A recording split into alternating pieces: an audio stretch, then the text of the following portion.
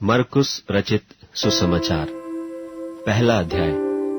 परमेश्वर के पुत्र यीशु मसीह के सुसमाचार का आरंभ। जैसे यशायाह भविष्यद्वक्ता की पुस्तक में लिखा है कि देख, मैं अपने दूत को तेरे आगे भेजता हूँ, जो तेरे लिए मार्ग सुधारेगा।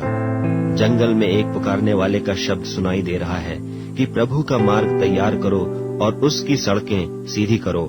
यूहन्ना आया, जो जंगल में बपतिस्मा देता और पापों की क्षमा के लिए मन फिराव के बपतिस्मा का प्रचार करता था।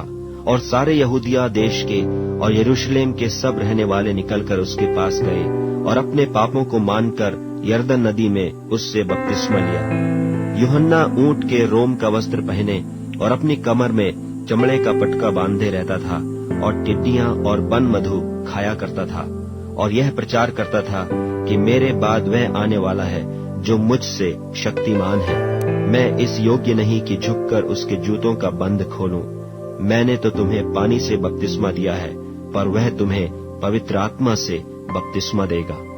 उन दिनों में यीशु ने गलील के नासरत से आकर यरदन में यूहन्ना से बपतिस्मा लिया, और जब वह पानी से निकलकर ऊपर आया तो तुरंत उसने आकाश को खुलते और आत्मा को कबूतर की नाई अपने ऊपर उतरते देखा, और यह आकाशवाणी हुई कि तू मेरा प्रिय पुत्र है, तुझसे मैं प्रसन्न हूँ। तब आत्मा ने तुरंत उसको जंगल की ओर भेजा, और जंगल में 40 दिन तक शैतान ने उसकी परीक्षा की, और वह वन पशुओं के साथ रहा और स्वर्गदूत उसकी सेवा करते रहे। यूहन्ना के पकड़वाए जाने के बाद यीशु ने गलील में आकर परमेश्वर के राज्य का सुसमाचार प्रचार किया और कहा, समय पूरा हुआ है और परमेश्वर का राज निकट आ गया है। मन फिराओ और सुसमाचार पर विश्वास करो।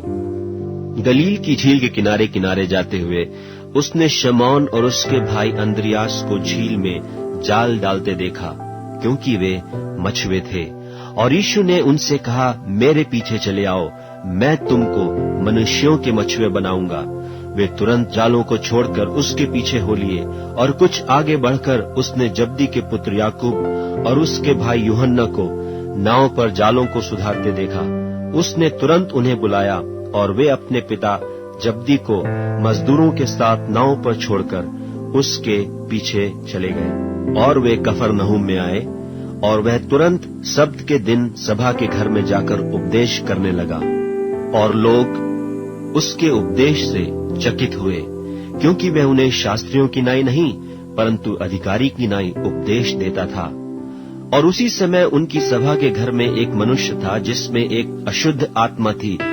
उसने चिल्लाकर कहा, हे यीशु नासरी, हमें तुझसे क्या काम? क्या तू हमें नाश करने आया है? मैं तुझे जानता हूँ, तू कौन है? परमेश्वर का पवित्र जन। यीशु ने उसे डांट कर कहा, चुप रह और उसमें से निकल जा। तब अशुद्ध आत्मा उसको मरोड़कर और बड़े शब्द से चिल्लाकर उसमें से निकल गई। इस पर सब लोग आश्चर्य करते हुए आपस में वाद विवाद करने लगे कि यह क्या बात है? यह तो कोई नया उपदेश है। वह अधिकार के साथ अशुद्ध आत्माओं को भी आज्ञा देता है, और वे उसकी आज्ञा मानती हैं। सो उसका नाम तुरंत गलील के आसपास के सारे देश में हर जगह फैल गया। और वह तुरंत आराधनालय में से निकलकर याकूब और यूहन्ना के साथ शमौन और अंद्रियास के घर आया। और शमौन की सास ज्वर से पीड़ित थी, और उन्होंने तुरंत उसके विषय में उससे कहा। तब उसने पास जाकर उसका हाथ पकड़ के उसे उठाया, और उसका ज्वर उस पर से उतर गया, और वह उनकी सेवा टहल करने लगी। संध्या के समय जब सूर्य डूब गया तो लोग सब बीमारों को और उन्हें जिनमें दुष्टात्माएं थीं उसके पास लाए, और सारा नगर द्वार पर इकट्ठा हुआ। और उसने बहुतों को जो नाना प्रकार की बीमारियों से दुखी थे चंगा किया, और बहुत से दुष्टात्माओं को निकाला, और दुष्टात्माओं को बोलने न दिया, क्योंकि वे उसे पहचानती थी। और भोर को दिन निकलने से बहुत पहले वह उठकर निकला और एक जंगली स्थान में गया और वहां प्रार्थना करने लगा। तब शमौन और उसके साथी उसकी खोज में गए। जब वह मिला तो उससे कहा कि सब लोग तुझे ढूंढ रहे हैं। उसने उनसे कहा, आओ हम और कहीं आसपास की बस्तियों में जाएं, कि मैं वहां भी प्रचार करूं, क्योंकि मैं इसीलिए निकला हूं। सो वह सारे गलील में उनकी सभाओं में जा जाकर प्रचार करता और दुष्टात्माओं को निकालता रहा। और एक कोढ़ी ने उसके पास आकर उससे विनती की और उसके सामने घुटने टेक कर उससे कहा, यदि तू चाहे तो मुझे शुद्ध कर सकता है। उसने उस पर तरस खाकर हाथ बढ़ाया और उसे छूकर कहा, मैं चाहता हूं तो शुद्ध हो जा। और तुरंत उसका कोढ़ जाता रहा और वह शुद्ध हो गया। तब उसने उसे छिताकर तुरंत विदा किया और उससे कहा, देख, किसी से कुछ मत कहना, परंतु जाकर अपने आप को याजक को दिखा और अपने शुद्ध होने के विषय में जो कुछ मूसा ने ठहराया है उसे भेंट चढ़ा कि उन पर गवाही हो। परंतु वह बाहर जाकर इस बात को बहुत प्रचार करने और यहाँ तक फैलाने लगा कि यीशु फिर खुल्लम खुल्ला नगर में न जा सका, परंतु बाहर जंगली स्थानों में रहा और चहुं ओर से लोग उसके पास आते रहे। मरकुस रचित सुसमाचार 2 अध्याय। कई दिन के बाद वह फिर कफरनहूम में आया और सुना गया कि वह घर में है। फिर इतने लोग इकट्ठे हुए कि द्वार के पास भी जगह नहीं मिली और वह उन्हें वचन सुना रहा था। और लोग एक झोले के मारे हुए को 4 मनुष्यों से उठवाकर उसके पास ले आए। परंतु जब वे भीड़ के कारण उसके निकट न पहुंच सके तो उन्होंने उस छत को जिसके नीचे वह था खोल दिया और जब उसे उधेड़ चुके तो उस खाट को जिस पर झोले का मारा हुआ पड़ा था लटका दिया। यीशु ने उनका विश्वास देखकर उस झोले के मारे हुए से कहा, हे पुत्र, तेरे पाप क्षमा हुए। तब कई एक शास्त्री जो वहां बैठे थे अपने अपने मन में विचार करने लगे कि यह मनुष्य क्यों ऐसा कहता है, यह तो परमेश्वर की निंदा करता है। परमेश्वर को छोड़ और कौन पाप क्षमा कर सकता है। यीशु ने तुरंत अपनी आत्मा में जान लिया कि वे अपने अपने मन में ऐसा विचार कर रहे हैं और उनसे कहा, तुम अपने अपने मन में यह विचार क्यों कर रहे हो? सहज क्या है? क्या झोले के मारे से यह कहना कि तेरे पाप क्षमा हुए, या यह कहना कि उठ अपनी खाट उठाकर चल फिर? परंतु जिससे तुम जान लो कि मनुष्य के पुत्र को पृथ्वी पर पाप क्षमा करने का भी अधिकार है, उसने उस झोले के मारे हुए से कहा, मैं तुझसे कहता हूं, उठ अपनी खाट उठाकर अपने घर चला जा। और वह उठा और तुरंत खाट उठाकर और सबके सामने से निकलकर चला गया। इस पर सब चकित हुए और परमेश्वर की बड़ाई करके कहने लगे कि हमने ऐसा कभी नहीं देखा। वह फिर निकलकर झील के किनारे गया और सारी भीड़ उसके पास आई और वह उन्हें उपदेश देने लगा। जाते हुए उसने हल्फई के पुत्र लेवी को चुंगी की चौकी पर बैठे देखा और उससे कहा, मेरे पीछे हो ले। और वह उठकर उसके पीछे हो लिया और वह उसके घर में भोजन करने बैठा। और बहुत से चुंगी लेने वाले और पापी यीशु और उसके चेलों के साथ भोजन करने बैठे, क्योंकि वे बहुत से थे और उसके पीछे हो लिए थे। और शास्त्रियों और फरीसियों ने यह देखकर कि वह तो पापियों और चुंगी लेने वालों के साथ भोजन कर रहा है, उसके चेलों से कहा, वह तो चुंगी लेने वालों और पापियों के साथ खाता पीता है। यीशु ने यह सुनकर उनसे कहा, भले चंगों को वैद्य की आवश्यकता नहीं, परंतु बीमारों को है। मैं धर्मियों को नहीं, परंतु पापियों को बुलाने आया हूँ। यूहन्ना के चेले और फरीसी उपवास करते थे, सो उन्होंने आकर उससे यह कहा कि यूहन्ना के चेले और फरीसियों के चेले क्यों उपवास रखते हैं, परंतु तेरे चेले उपवास नहीं रखते? यीशु ने उनसे कहा, जब तक दूल्हा बारातियों के साथ रहता है, क्या वे उपवास कर सकते हैं? सो जब तक दूल्हा उनके साथ है तब तक वे उपवास नहीं कर सकते। परंतु वे दिन आएंगे कि दूल्हा उनसे अलग किया जाएगा, उस समय वे उपवास करेंगे। कोरे कपड़े का पैबंद पुराने पहिरावन पर कोई नहीं लगाता, नहीं तो वह पैबंद उसमें से कुछ खींच लेगा, अर्थात नया पुराने से, और वह और फट जाएगा। नए दाखरस को पुरानी मशकों में कोई नहीं रखता, नहीं तो दाखरस मशकों को फाड़ देगा और दाखरस और मशकें दोनों नष्ट हो जाएंगी। परंतु दाख का नया रस नई मशकों में भरा जाता है। और ऐसा हुआ कि वह सब्त के दिन खेतों में से होकर जा रहा था और उसके चेले चलते हुए बालें तोड़ने लगे। तब फरीसियों ने उससे कहा, देख, ये सब्त के दिन वह काम क्यों करते हैं जो उचित नहीं? उसने उनसे कहा, क्या तुमने कभी नहीं पढ़ा कि जब दाऊद को आवश्यकता हुई और जब वह और उसके साथी भूखे हुए, तब उसने क्या किया था? उसने क्यों कर अबियातार महायाजक के समय परमेश्वर के भवन में जाकर भेंट की रोटियां खाईं, जिसका खाना याजकों को छोड़ और किसी को भी उचित नहीं, और अपने साथियों को भी दी। और उसने उनसे कहा, सब्त का दिन मनुष्य के लिए बनाया गया है, न कि मनुष्य सब्त के दिन के लिए।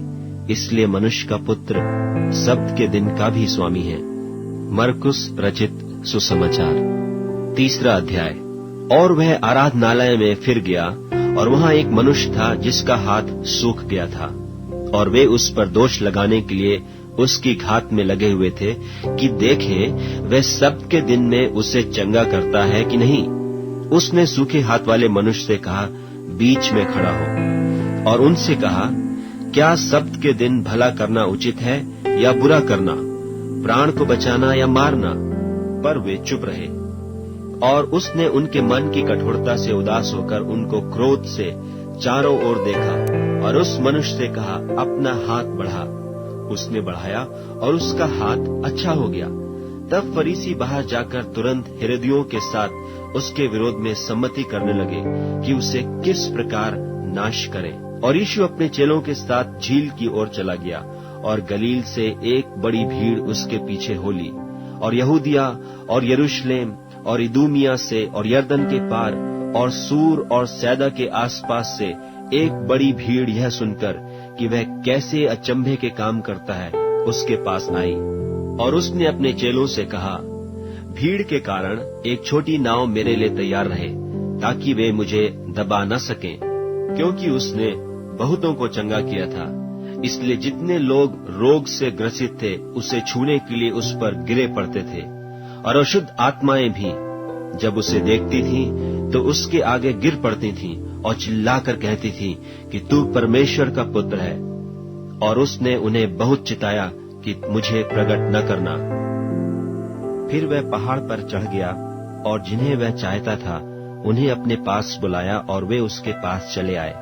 तब उसने 12 पुरुषों को नियुक्त किया कि वे उसके साथ साथ रहें, और वह उन्हें भेजे कि प्रचार करें और दुष्टात्माओं को निकालने का अधिकार रखें। और वे ये हैं, शमौन जिसका नाम उसने पतरस रखा, और जब्दी का पुत्र याकूब, और याकूब का भाई यूहन्ना जिसका नाम उसने बुअनर्गिस अर्थात गर्जन के पुत्र रखा, और अंद्रियास और फिलिपुस और बरतुल्मै और मत्ती और थोमा और हल्फई का पुत्र याकूब और तद्दी और शमौन कनानी और यहूदा इस्करियोती जिसने उसे पकड़वा भी दिया। और वह घर में आया, और ऐसी भीड़ इकट्ठी हो गई कि वे रोटी भी न खा सके।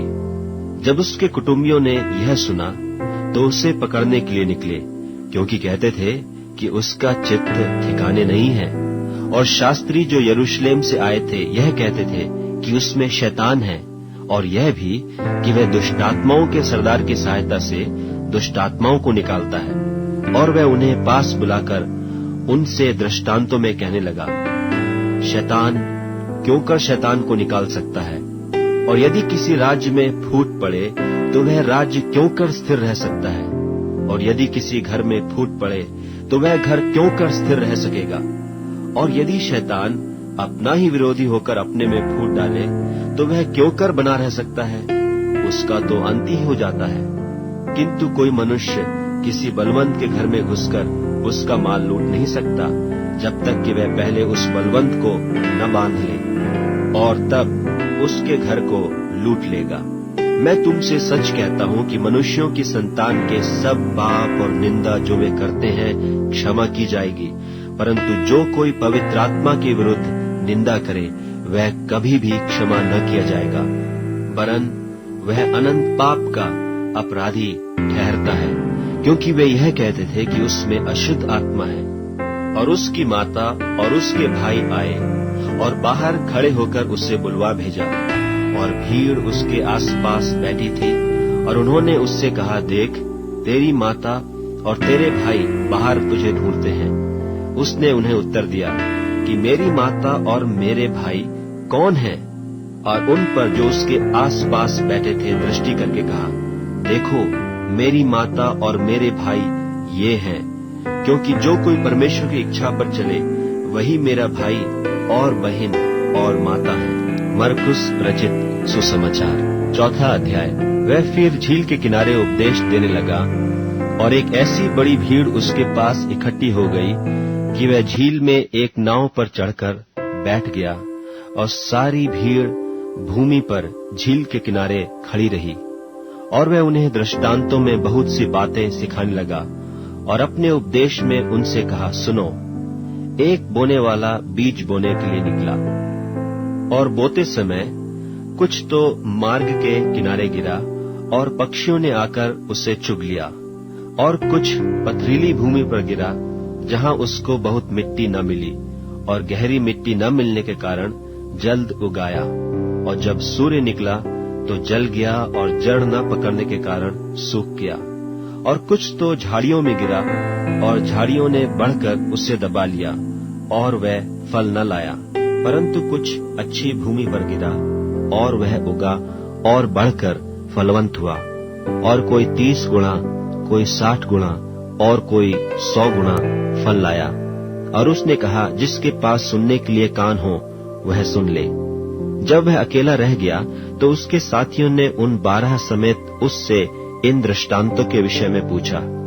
उसने उनसे कहा, तुमको तो परमेश्वर के राज्य के भेद की समझ दी गई है, परंतु बाहर वालों के लिए सब बातें दृष्टांतों में होती हैं, इसलिए कि वे देखते हुए देखें और उन्हें सुझाई न पड़े, और सुनते हुए सुने भी और न समझें, ऐसा न हो कि वे फिरें और क्षमा किए जाएं।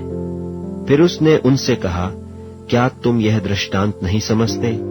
तो फिर और सब दृष्टांतों को क्यों कर समझोगे? बोने वाला वचन बोता है। जो मार्ग के किनारे हैं, जहां वचन बोया जाता है, ये वे हैं कि जब उन्होंने सुना तो शैतान तुरंत आकर वचन को जो उनमें बोया गया था उठा ले जाता है। और वैसे ही जो पथरीली भूमि पर बोए जाते हैं, ये वे हैं कि जो वचन को सुनकर तुरंत आनंद से ग्रहण कर लेते हैं, परंतु अपने भीतर जड़ न रखने के कारण वे थोड़े ही दिनों के लिए रहते हैं। इसके बाद जब वचन के कारण उन पर क्लेश या उपद्रव होता है तो वे तुरंत ठोकर खाते हैं।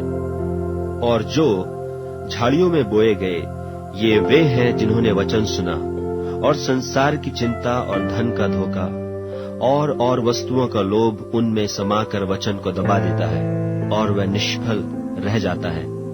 और जो अच्छी भूमि में बोए गए, ये वे हैं जो वचन सुनकर ग्रहण करते और फल लाते हैं, कोई 30 गुणा, कोई 60 गुणा और कोई 100 गुणा। और उसने उनसे कहा, क्या दिए को इसलिए लाते हैं कि पैमाने या खाट के नीचे रखा जाए? क्या इसलिए नहीं कि दीवट पर रखा जाए?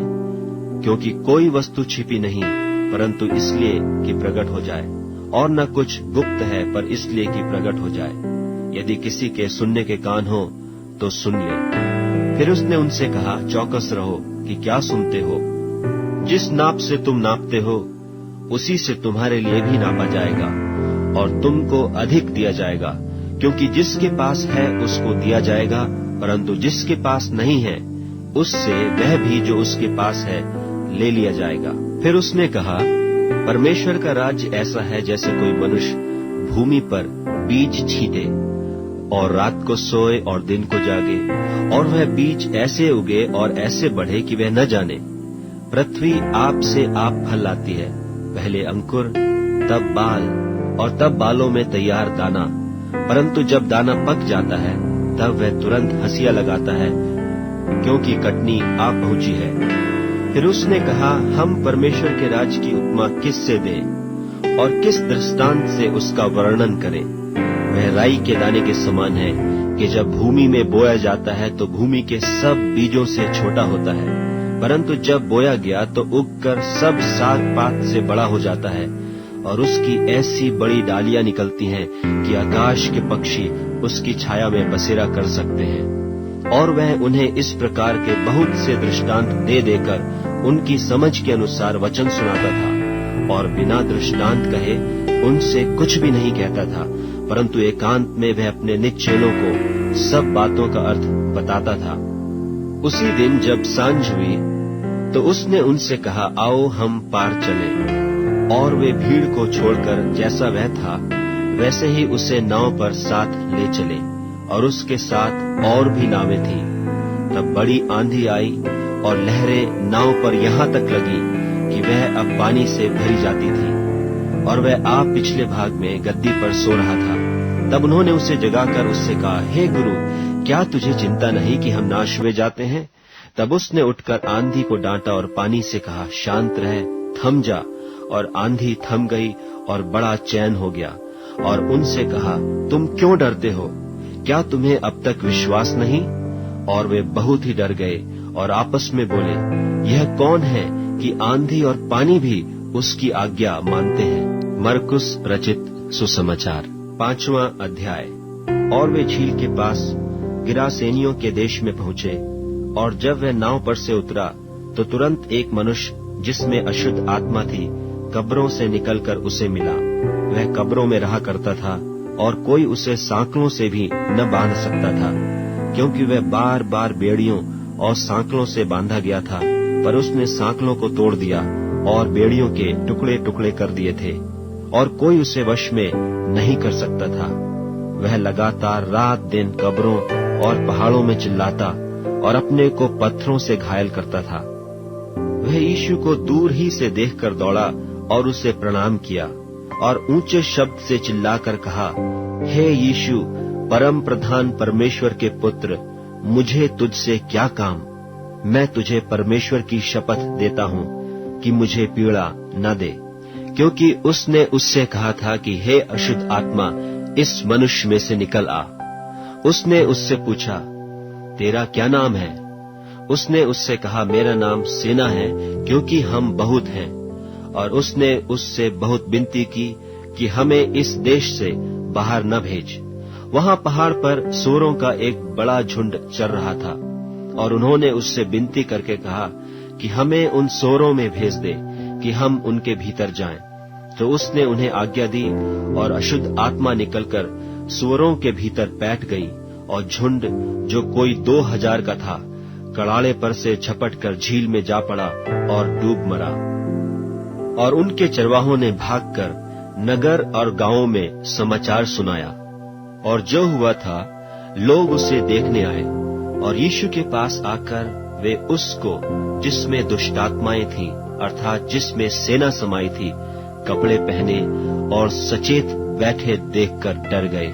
और देखने वालों ने उसका जिसमें दुष्टात्माएं थीं और सूअरों का पूरा हाल उनको कह सुनाया।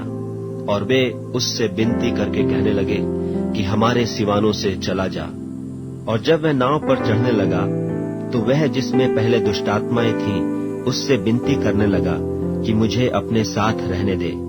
परंतु उसने उसे आज्ञा न दी, और उससे कहा, अपने घर जाकर अपने लोगों को बता कि तुझ पर दया करके प्रभु ने तेरे लिए कैसे बड़े काम किए हैं। वह जाकर दिकपुलिस में इस बात का प्रचार करने लगा कि यीशु ने मेरे लिए कैसे बड़े काम किए, और सब अचंभा करते थे। जब यीशु फिर नाव से पार गया तो एक बड़ी भीड़ उसके पास इकट्ठी हो गई, और वह झील के किनारे था।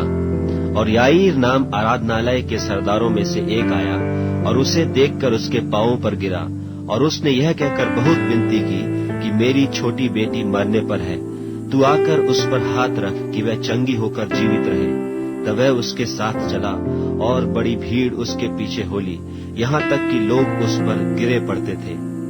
और एक स्त्री जिसको 12 वर्ष से लहू बहने का रोग था, और जिसने बहुत वैद्यों से बड़ा दुख उठाया और अपना सब माल व्यय करने पर भी कुछ लाभ न उठाया था, परंतु और भी रोगी हो गई थी, यीशु की चर्चा सुनकर भीड़ में उसके पीछे से आई और उसके वस्त्र को छू लिया, क्योंकि वह कहती थी, यदि मैं उसके वस्त्र ही को छू लूंगी तो चंगी हो जाऊंगी। और तुरंत उसका लोहू बहना बंद हो गया, और उसने अपनी देह में जान लिया कि मैं उस बीमारी से अच्छी हो गई। यीशु ने तुरंत अपने में जान लिया कि मुझ में से सामर्थ निकली है, और भीड़ में पीछे फिरकर पूछा, मेरा वस्त्र किसने छुआ? उसके चेलों ने उससे कहा, तू देखता है कि भीड़ तुझ पर गिरी पड़ती है और तू कहता है कि किसने मुझे छुआ? तब उसने उसे देखने के लिए जिसने यह काम किया था चारों ओर दृष्टि की। तब वह स्त्री है जानकर कि मेरी कैसी भलाई हुई है, डरती और कांपती हुई आई और उसके पांवों पर गिरकर उससे सब हाल चाल सच सच कह दिया। उसने उससे कहा, पुत्री, तेरे विश्वास ने तुझे चंगा किया है, कुशल से जा और अपनी इस बीमारी से बची रह। वह यह कह ही रहा था कि आराधनालय के सरदार के घर से लोगों ने आकर कहा कि तेरी बेटी तो मर गई, अब गुरु को क्यों दुख देता है? जो बात वे कह रहे थे उसको यीशु ने अनसुनी करके आराधनालय के सरदार से कहा, मत डर, केवल विश्वास रख। और उसने पतरस और याकूब के भाई यूहन्ना को छोड़ और किसी को अपने साथ आने न दिया। और आराधनालय के सरदार के घर में पहुंचकर उसने लोगों को बहुत रोते और चिल्लाते देखा। तब उसने भीतर जाकर उससे कहा, तुम क्यों हल्ला मचाते और रोते हो? लड़की मरी नहीं परंतु सो रही है। वे उसकी हंसी करने लगे, परंतु उसने सबको निकालकर लड़की के माता पिता और अपने साथियों को लेकर भीतर जहां लड़की पड़ी थी गया और लड़की का हाथ पकड़कर उससे कहा, तलीता कूमी, जिसका अर्थ यह है कि हे लड़की, मैं तुझसे कहता हूँ, उठ। और लड़की तुरंत उठकर चलने फिरने लगी, क्योंकि वह 12 वर्ष की थी। और इस पर लोग बहुत चकित हो गए। फिर उसने उन्हें चिताकर आज्ञा दी कि यह बात कोई जाने न पाए और कहा कि उसे कुछ खाने को दिया जाए। मरकुस रचित सुसमाचार 6वां अध्याय। वहां से निकलकर वह अपने देश में आया और उसके चेले उसके पीछे हो लिए। सब्त के दिन वह आराधनालय में उपदेश करने लगा और बहुत लोग सुनकर चकित हुए और कहने लगे, इसको ये बातें कहां से आ गईं? और यह कौन सा ज्ञान है जो उसको दिया गया है? और कैसे सामर्थ के काम इसके हाथों से प्रकट होते हैं? क्या यह वही बढ़ई नहीं जो मरियम का पुत्र और याकूब और योसेस और यहूदा और शमौन का भाई है? और क्या उसकी बहनें यहाँ हमारे बीच में नहीं रहती? इसलिए उन्होंने उसके विषय में ठोकर खाई। यीशु ने उनसे कहा कि भविष्यद्वक्ता अपने देश और अपने कुटुंब और अपने घर को छोड़ और कहीं भी निरादर नहीं होता। और वह वहां कोई सामर्थ का काम न कर सका, केवल थोड़े बीमारों पर हाथ रखकर उन्हें चंगा किया। और उसने उनके अविश्वास पर आश्चर्य किया और चारों ओर के गांवों में उपदेश करता फिरा। और वह 12 को अपने पास बुलाकर उन्हें 2-2 करके भेजने लगा और उन्हें अशुद्ध आत्माओं पर अधिकार दिया। और उसने उन्हें आज्ञा दी कि मार्ग के लिए लाठी छोड़ और कुछ न लो, न तो रोटी, न झोली, न पटके में पैसे, परंतु जूतियां पहनो और 2-2 कुर्ते न पहनो। और उसने उनसे कहा, जहां कहीं तुम किसी घर में उतरो तो जब तक वहां से विदा न हो तब तक उसी में ठहरे रहो। जिस स्थान के लोग तुम्हें ग्रहण न करें और तुम्हारी न सुने, वहां से चलते ही अपने तलवों की धूड़ झाड़ डालो कि उन पर गवाही हो। और उन्होंने जाकर प्रचार किया कि मन फिराओ, और बहुतेरे दुष्टात्माओं को निकाला और बहुत बीमारों पर तेल मलकर उन्हें चंगा किया। और हेरोदेस राजा ने उसकी चर्चा सुनी, क्योंकि उसका नाम फैल गया था। और उससे कहा कि यूहन्ना बपतिस्मा देने वाला मरे हुओं में से जी उठा है, इसीलिए उससे ये सामर्थ के काम प्रकट होते हैं। और औरों ने कहा, यह एलिया है, परंतु औरों ने कहा, भविष्यद्वक्ता या भविष्यद्वक्ताओं में से किसी एक के समान है। हेरोदेस ने यह सुनकर कहा, जिस यूहन्ना का सिर मैंने कटवाया था वह जी उठा है। क्योंकि हेरोदेस ने आप अपने भाई फिलिप्पुस की पत्नी हेरोदियास के कारण, जिससे उसने ब्याह किया था, लोगों को भेजकर यूहन्ना को पकड़वाकर बंदी गृह में डाल दिया था। क्योंकि यूहन्ना ने हेरोदेस से कहा था कि अपने भाई की पत्नी को रखना तुझे उचित नहीं। इसलिए हेरोदियास उससे बैर रखती थी और वह यह चाहती थी कि उससे मरवा डाले, परंतु ऐसा न हो सका, क्योंकि हेरोदेस यूहन्ना को धर्मी और पवित्र पुरुष जानकर उससे डरता था और उसे बचाए रखता था और उसकी सुनकर बहुत घबराता था, पर आनंद से सुनता था। और ठीक अवसर पर जब हेरोदेस ने अपने जन्मदिन में अपने प्रधानों और अपने सेनापतियों और गलील के बड़े लोगों के लिए जेवनार की।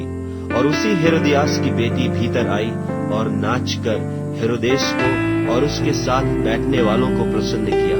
तब राजा ने लड़की से कहा, तू जो चाहे मुझसे मांग, मैं तुझे दूंगा। और उससे शपथ खाई कि मैं अपने आधे राज्य तक जो कुछ तू मुझसे मांगेगी मैं तुझे दूंगा। उसने बाहर जाकर अपनी माता से पूछा कि मैं क्या मांगू? वह बोली, यूहन्ना बपतिस्मा देने वाले का सिर। वह तुरंत राजा के पास भीतर आई और उससे विनती की, मैं चाहती हूँ कि तू अभी यूहन्ना बपतिस्मा देने वाले का सिर एक थाल में मुझे मंगवा दे। तब राजा बहुत उदास हुआ, परंतु अपनी शपथ के कारण और साथ बैठने वालों के कारण उससे टालना न चाहा। और राजा ने तुरंत एक सिपाही को आज्ञा देकर भेजा कि उसका सिर काट लाए। उसने जेलखाने में जाकर उसका सिर काटा और एक थाल में रखकर लाया और लड़की को दिया, और लड़की ने अपनी माँ को दिया। यह सुनकर उसके चेले आए और उसकी लोथ को उठाकर कब्र में रखा। प्रेरितों ने यीशु के पास इकट्ठे होकर जो कुछ उन्होंने किया और सिखाया था सब उसको बता दिया। उसने उनसे कहा, तुम आप अलग किसी जंगली स्थान में आकर थोड़ा विश्राम करो, क्योंकि बहुत लोग आते जाते थे और उन्हें खाने का अवसर भी नहीं मिलता था। इसलिए वे नाव पर चढ़कर सुनसान जगह में अलग चले गए। और बहुतों ने उन्हें जाते देखकर पहचान लिया और सब नगरों से इकट्ठे होकर वहां पैदल दौड़े और उनसे पहले जा पहुंचे। उसने निकलकर बड़ी भीड़ देखी और उन पर तरस खाया, क्योंकि वे उन भेड़ों के समान थे जिनका कोई रखवाला न हो, और वह उन्हें बहुत सी बातें सिखाने लगा। जब दिन बहुत ढल गया तो उसके चेले उसके पास आकर कहने लगे, यह सुनसान जगह है और दिन बहुत ढल गया है, उन्हें विदा कर कि चारों ओर के गांवों और बस्तियों में जाकर अपने लिए कुछ खाने को मोल लें। उसने उन्हें उत्तर दिया कि तुम ही उन्हें खाने को दो। उन्होंने उससे कहा, क्या हम 100 दिनार की रोटियां मोल लें और उन्हें खिलाएं? उसने उनसे कहा, जाकर देखो तुम्हारे पास कितनी रोटियां हैं। उन्होंने मालूम करके कहा, 5 और 2 मछली भी। तब उसने उन्हें आज्ञा दी कि सबको हरी घास पर पांति पांति से बैठा दो। वे 100 और 50 करके पांति पांति बैठ गए। और उसने उन 5 रोटियों को और 2 मछलियों को लिया और स्वर्ग की ओर देखकर धन्यवाद किया और रोटियां तोड़ तोड़ कर चेलों को देता गया कि वे लोगों को परोसे। और वे 2 मछलियां भी उन सब में बांट दी और सब खाकर तृप्त हो गए। और उन्होंने टुकड़ों से 12 टोकरियां भर कर उठाई और कुछ मछलियों से भी। जिन्होंने रोटियां खाई वे 5000 पुरुष थे। तब उसने तुरंत अपने चेलों को बरबस नाव पर चढ़ाया कि वे उससे पहले उस पार बैतसैदा को चले जाएं, जब तक कि वह लोगों को विदा करे। और उन्हें विदा करके पहाड़ पर प्रार्थना करने को गया। और जब सांझ हुई तो नाव झील के बीच में थी और वह अकेला भूमि पर था। और जब उसने देखा कि वे खेते खेते घबरा गए हैं, क्योंकि हवा उनके विरुद्ध थी, तो रात के 4थे पहर के निकट वह झील पर चलते हुए उनके पास आया और उनसे आगे निकल जाना चाहता था। परंतु उन्होंने उसे झील पर चलते देखकर समझा कि भूत है और चिल्ला उठे, क्योंकि सब उसे देखकर घबरा गए थे। पर उसने तुरंत उनसे बातें की और कहा, ढाढ़स बांधो, मैं हूँ, डरो मत। तब वह उनके पास नाव पर आया और हवा थम गई और वे बहुत ही आश्चर्य करने लगे, क्योंकि वे उन रोटियों के विषय में न समझे थे, परंतु उनके मन कठोर हो गए थे। और वे पार उतरकर गन्नेसरत में पहुंचे और नाव घाट पर लगाई। और जब वे नाव पर से उतरे तो लोग तुरंत उसको पहचान कर आसपास के सारे देश में दौड़े और बीमारों को खाटों पर डालकर जहां जहां समाचार पाया कि वह है, वहां वहां लिए फिरे। और जहां कहीं वह गांवों, नगरों या बस्तियों में जाता था तो लोग बीमारों को बाजारों में रखकर उससे विनती करते थे कि वह उन्हें अपने वस्त्र के आंचल ही को छू लेने दे, और जितने उसे छूते थे सब चंगे हो जाते थे। मरकुस रचित सुसमाचार 7वां अध्याय। तब फरीसी और कई एक शास्त्री जो यरूशलेम से आए थे उसके पास इकट्ठे हुए और उन्होंने उसके कई एक चेलों को अशुद्ध अर्थात बिना हाथ धोए रोटी खाते देखा, क्योंकि फरीसी और सब यहूदी पुरनियों की रीति पर चलते हैं, और जब तक भली भांति हाथ नहीं धो लेते तब तक नहीं खाते, और बाजार से आकर जब तक स्नान नहीं कर लेते तब तक नहीं खाते। और बहुत सी और बातें हैं जो उनके पास मानने के लिए पहुंचाई गई हैं, जैसे कटोरों और लोटों और तांबे के बर्तनों को धोना मांजना। इसलिए उन फरीसियों और शास्त्रियों ने उससे पूछा कि तेरे चेले क्यों पुरनियों की रीति पर नहीं चलते और बिना हाथ धोए रोटी खाते हैं? उसने उनसे कहा कि यशायाह ने तुम कपटियों के विषय में बहुत ठीक भविष्यवाणी की, जैसा लिखा है कि ये लोग होठों से तो मेरा आदर करते हैं, पर उनका मन मुझसे दूर रहता है, और वे व्यर्थ मेरी उपासना करते हैं, क्योंकि मनुष्यों की आज्ञाओं को धर्मोपदेश करके सिखाते हैं। क्योंकि तुम परमेश्वर की आज्ञा को टालकर मनुष्यों की रीतियों को मानते हो। और उसने उनसे कहा, तुम अपनी रीतियों को मानने के लिए परमेश्वर की आज्ञा कैसी अच्छी तरह टाल देते हो? क्योंकि मूसा ने कहा है कि अपने पिता और अपनी माता का आदर कर, और जो कोई पिता व माता को बुरा कहे वह अवश्य मार डाला जाए। परंतु तुम कहते हो कि यदि कोई अपने पिता व माता से कहे कि जो कुछ तुझे मुझसे लाभ पहुंच सकता था वह कुर्बान अर्थात संकल्प हो चुका, तो तुम उसको उसके पिता व उसकी माता की सेवा करने नहीं देते। इस प्रकार तुम अपनी रीतियों से जिन्हें तुमने ठहराया है परमेश्वर का वचन टाल देते हो, और ऐसे ऐसे बहुत से काम करते हो। और उसने लोगों को अपने पास बुलाकर उनसे कहा, तुम सब मेरी सुनो और समझो। ऐसी तो कोई वस्तु नहीं जो मनुष्य में बाहर से समाकर अशुद्ध करे, परंतु जो वस्तुएं मनुष्य के भीतर से निकलती हैं वे ही उसे अशुद्ध करती हैं। यदि किसी के सुनने के कान हो तो सुन ले। जब वह भीड़ के पास से घर में गया तो उसके चेलों ने इस दृष्टांत के विषय में उससे पूछा। उसने उनसे कहा, क्या तुम भी ऐसा ना समझो? क्या तुम नहीं समझते कि जो वस्तु बाहर से मनुष्य के भीतर जाती है वह उसे अशुद्ध नहीं कर सकती, क्योंकि वह उसके मन में नहीं परंतु पेट में जाती है और संडास में निकल जाती है। यह कहकर उसने सब भोजन वस्तुओं को शुद्ध ठहराया। फिर उसने कहा, जो मनुष्य में से निकलता है वही मनुष्य को अशुद्ध करता है, क्योंकि भीतर से अर्थात मनुष्य के मन से बुरी बुरी चिंता, व्यभिचार, चोरी, हत्या, परस्त्री गमन, लोभ, दुष्टता, छल, लुचपन, कुदृष्टि, निंदा, अभिमान और मूर्खता निकलती हैं। ये सब बुरी बातें भीतर ही से निकलती हैं और मनुष्य को अशुद्ध करती हैं। फिर वह वहां से उठकर सूर और सैदा के देशों में आया और एक घर में गया और चाहता था कि कोई न जाने, परंतु वह छिप न सका। और तुरंत एक स्त्री जिसकी छोटी बेटी में अशुद्ध आत्मा थी उसकी चर्चा सुनकर आई और उसके पांवों पर गिरी। यह यूनानी और सरूफीनी की जाति की थी, और उसने उससे विनती की कि मेरी बेटी में से दुष्टात्मा निकाल दे। उसने उससे कहा, पहले लड़कों को तृप्त होने दे, क्योंकि लड़कों की रोटी लेकर कुत्तों के आगे डालना उचित नहीं है। उसने उसको उत्तर दिया कि सच है प्रभु, तो भी कुत्ते भी तो मेज के नीचे बालकों की रोटी का चूर चार खा लेते हैं। उसने उससे कहा, इस बात के कारण चली जा, दुष्टात्मा तेरी बेटी में से निकल गई है। और उसने अपने घर आकर देखा कि लड़की खाट पर पड़ी है और दुष्टात्मा निकल गई है। फिर वह सूर और सैदा के देशों से निकलकर दिकपुलिस देश से होता हुआ गलील की झील पर पहुंचा, और लोगों ने एक बहरे को जो हकला भी था उसके पास लाकर उससे विनती की कि वह अपना हाथ उस पर रखे। तब वह उसको भीड़ से अलग ले गया और अपनी उंगलियां उसके कानों में डाली और थूक कर उसकी जीभ को छुआ और स्वर्ग की ओर देखकर आह भरी और उससे कहा, इफ्फतह अर्थात खुल जा। और उसके कान खुल गए और उसकी जीभ की गांठ भी खुल गई और वह साफ साफ बोलने लगा।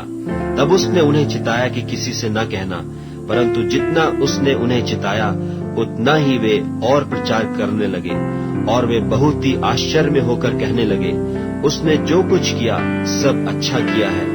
वह बहरों को सुनने की और गूंगों को बोलने की शक्ति देता है।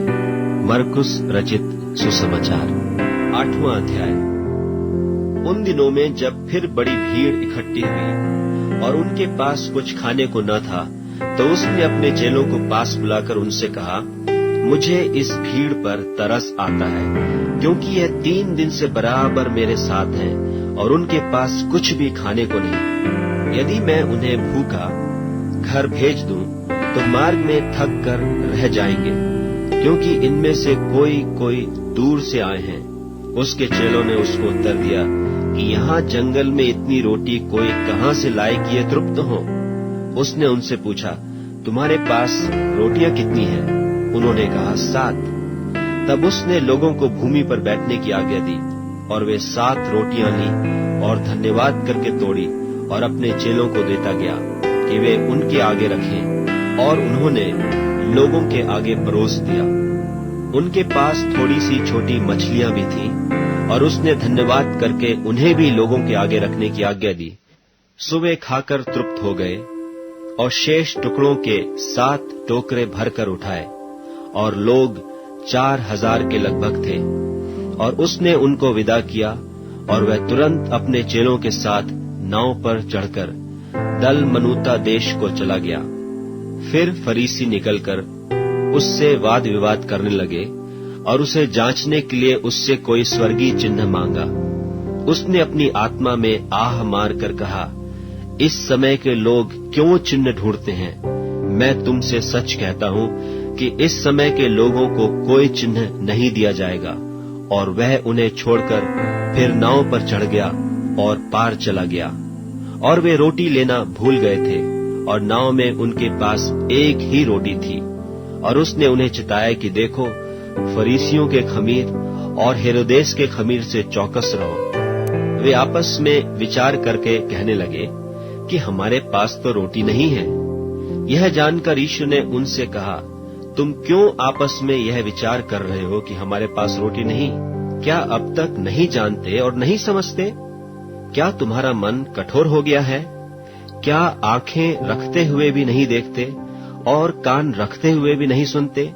और तुम्हें स्मरण नहीं कि जब मैंने 5000 के लिए 5 रोटी तोड़ी थी, तो तुमने टुकड़ों की कितनी टोकरियां भरकर उठाई? उन्होंने उससे कहा, 12 टोकरियां। और जब 4000 के लिए 7 रोटी थी, तो तुमने टुकड़ों के कितने टोकरे भरकर उठाए थे? उन्होंने उससे कहा, 7 टोकरे। उसने उनसे कहा, क्या तुम अब तक नहीं समझते? और वे बेतसैदा में आए और लोग एक अंधे को उसके पास ले आए और उससे विनती की कि उसको छुए। वह उस अंधे का हाथ पकड़कर उसे गांव के बाहर ले गया और उसकी आंखों में थूक कर उस पर हाथ रखे और उससे पूछा, क्या तू कुछ देखता है? उसने आंख उठाकर कहा, मैं मनुष्यों को देखता हूं, क्योंकि वे मुझे चलते हुए दिखाई देते हैं जैसे पेड़। तब उसने फिर दोबारा उसकी आंखों पर हाथ रखे और उसने ध्यान से देखा और चंगा हो गया और सब कुछ साफ साफ देखने लगा। और उसने उससे यह कहकर घर भेजा कि इस गांव के भीतर पांव भी न रखना। यीशु और उसके चेले कैसरिया फिलिप्पी के गांव में चले गए और मार्ग में उसने अपने चेलों से पूछा कि लोग मुझे क्या कहते हैं? उन्होंने उत्तर दिया कि यूहन्ना बपतिस्मा देने वाला, पर कोई एलिया और कोई भविष्यद्वक्ताओं में से एक भी कहते हैं। उसने उनसे पूछा, परंतु तुम मुझे क्या कहते हो? पतरस ने उसको उत्तर दिया, तू मसीह है। तब उसने उन्हें चिताकर कहा कि मेरे विषय में यह किसी से न कहना। और वह उन्हें सिखाने लगा कि मनुष्य के पुत्र के लिए अवश्य है कि वह बहुत दुख उठाए और पुरनिये और महायाजक और शास्त्री उसे तुच्छ समझकर मार डालें और वह 3 दिन के बाद जी उठे। उसने यह बात उनसे साफ साफ कह दी। इस पर पतरस उसे अलग ले जाकर झिड़कने लगा, परंतु उसने फिरकर और अपने चेलों की ओर देखकर पतरस को झिड़क कर कहा कि हे शैतान, मेरे सामने से दूर हो, क्योंकि तू परमेश्वर की बातों पर नहीं परंतु मनुष्यों की बातों पर मन लगाता है। उसने भीड़ को अपने चेलों समेत पास बुलाकर उनसे कहा, जो कोई मेरे पीछे आना चाहे वह अपने आपे से इनकार करे और अपना क्रूस उठाकर मेरे पीछे हो ले। क्योंकि जो कोई अपना प्राण बचाना चाहे वह उसे खोएगा, पर जो कोई मेरे और सुसमाचार के लिए अपना प्राण खोएगा वह उसे बचाएगा। यदि मनुष्य सारे जगत को प्राप्त करे और अपने प्राण की हानि उठाए तो उसे क्या लाभ होगा? और मनुष्य अपने प्राण के बदले क्या देगा? जो कोई इस व्यभिचारी और पापी जाति के बीच मुझसे और मेरी बातों से लजाएगा, मनुष्य का पुत्र भी जब वह पवित्र दूतों के साथ अपने पिता की महिमा सहित आएगा तब उससे भी लजाएगा। मरकुस रचित सुसमाचार 9वां अध्याय। और उसने उनसे कहा, मैं तुमसे सच कहता हूँ कि जो यहाँ खड़े हैं उनमें से कोई ऐसे हैं कि जब तक परमेश्वर के राज्य को सामर्थ्य सहित आया हुआ न देख लें तब तक मृत्यु का स्वाद कदापि न चखेंगे। 6 दिन के बाद यीशु ने पतरस और याकूब और यूहन्ना को साथ लिया और एकांत में किसी ऊंचे पहाड़ पर ले गया, और उनके सामने उसका रूप बदल गया और उसका वस्त्र ऐसा चमकने लगा और यहाँ तक अति उज्जवल हुआ कि पृथ्वी पर कोई धोबी भी वैसा उज्जवल नहीं कर सकता। और उन्हें मूसा के साथ एलिया दिखाई दिया और वे यीशु के साथ बातें करते थे। इस पर पतरस ने यीशु से कहा, हे रब्बी, हमारा यहाँ रहना अच्छा है, इसलिए हम 3 मंडप बनाए, एक तेरे लिए, एक मूसा के लिए और एक एलिया के लिए। क्योंकि वह न जानता था कि क्या उत्तर दे, इसलिए कि वे बहुत डर गए थे। तब एक बादल ने उन्हें छा लिया और उस बादल में से यह शब्द निकला कि यह मेरा प्रिय पुत्र है, उसकी सुनो। तब उन्होंने एकाएक चारों ओर दृष्टि की और यीशु को छोड़ अपने साथ और किसी को न देखा। पहाड़ से उतरते हुए उसने उन्हें आज्ञा दी कि जब तक मनुष्य का पुत्र मरे हुओं में से जी न उठे तब तक जो कुछ तुमने देखा है वह किसी से न कहना। उन्होंने इस बात को स्मरण रखा और आपस में वाद विवाद करने लगे कि मरे हुओं में से जी उठने का क्या अर्थ है। और उन्होंने उससे पूछा, शास्त्री क्यों कहते हैं कि एलिय्याह का पहले आना अवश्य है? उसने उन्हें उत्तर दिया कि एलिय्याह सचमुच पहले आकर सब कुछ सुधारेगा, परंतु मनुष्य के पुत्र के विषय में यह क्यों लिखा है कि वह बहुत दुख उठाएगा और तुच्छ गिना जाएगा? परंतु मैं तुमसे कहता हूँ कि एलिय्याह तो आ चुका और जैसा उसके विषय में लिखा है उन्होंने जो कुछ चाहा उसके साथ किया। और जब वह चेलों के पास आया तो देखा कि उनके चारों ओर बड़ी भीड़ लगी है और शास्त्री उनके साथ विवाद कर रहे हैं। और उसे देखते ही सब बहुत ही आश्चर्य करने लगे और उसकी ओर दौड़कर उससे नमस्कार किया। उसने उनसे पूछा, तुम इनसे क्या विवाद कर रहे हो? भीड़ में से एक ने उसे उत्तर दिया कि हे गुरु, मैं अपने पुत्र को जिसमें गूंगी आत्मा समाई है तेरे पास लाया था। जहाँ कहीं वह उसे पकड़ती है वहीं पटक देती है और वह मुंह में फेन भर लाता और दांत पीसता और सूखता जाता है। और मैंने तेरे चेलों से कहा था कि वे उसे निकाल दें, परंतु वह निकाल न सके। यह सुनकर उसने उनसे उत्तर देके कहा कि हे अविश्वासी लोगों, मैं कब तक तुम्हारे साथ रहूंगा और कब तक तुम्हारी सहूंगा? उसे मेरे पास लाओ। तब वे उसे उसके पास ले आए और जब उसने उसे देखा तो उस आत्मा ने तुरंत उसे मरोड़ा और वह भूमि पर गिरा और मुंह से फेन बहाते हुए लौटने लगा। उसने उसके पिता से पूछा कि इसकी यह दशा कब से है? उसने कहा, बचपन से। उसने इसे नाश करने के लिए कभी आग और कभी पानी में गिराया। परंतु यदि तू कुछ कर सके तो हम पर तरस खाकर हमारा उपकार कर। यीशु ने उससे कहा, यदि तू कर सकता है यह क्या बात है? विश्वास करने वाले के लिए सब कुछ हो सकता है। बालक के पिता ने तुरंत गिड़गिड़ाकर कहा, हे प्रभु, मैं विश्वास करता हूँ, मेरे अविश्वास का उपाय कर। जब यीशु ने देखा कि लोग दौड़कर भीड़ लगा रहे हैं तो उसने अशुद्ध आत्मा को यह कहकर डांटा कि हे गूंगी और बहिरी आत्मा, मैं तुझे आज्ञा देता हूँ, उसमें से निकल आ और उसमें फिर कभी प्रवेश न कर। तब वह चिल्लाकर और उसे बहुत मरोड़कर निकल आई और बालक मरा हुआ सा हो गया। यहाँ तक कि बहुत लोग कहने लगे कि वह मर गया, परंतु यीशु ने उसका हाथ पकड़ के उसे उठाया और वह खड़ा हो गया। जब वह घर में आया तो उसके चेलों ने एकांत में उससे पूछा, हम उसे क्यों न निकाल सके? उसने उनसे कहा कि यह जाति बिना प्रार्थना किसी और उपाय से निकल नहीं सकती। फिर वे वहां से चले और गलील में होकर जा रहे थे और वह नहीं चाहता था कि कोई जाने, क्योंकि वह अपने चेलों को उपदेश देता और उनसे कहता था कि मनुष्य का पुत्र मनुष्यों के हाथ में पकड़वाया जाएगा और वे उसे मार डालेंगे और वह मरने के 3 दिन बाद जी उठेगा। पर यह बात उनकी समझ में नहीं आई और वे उससे पूछने से डरते थे। फिर वे कफरनहूम में आए और घर में आकर उसने उनसे पूछा कि रास्ते में तुम किस बात पर विवाद करते थे? वे चुप रहे, क्योंकि मार्ग में उन्होंने आपस में यह वाद विवाद किया था कि हम में से बड़ा कौन है। तब उसने बैठकर 12 को बुलाया और उनसे कहा, यदि कोई बड़ा होना चाहे तो सबसे छोटा और सबका सेवक बने।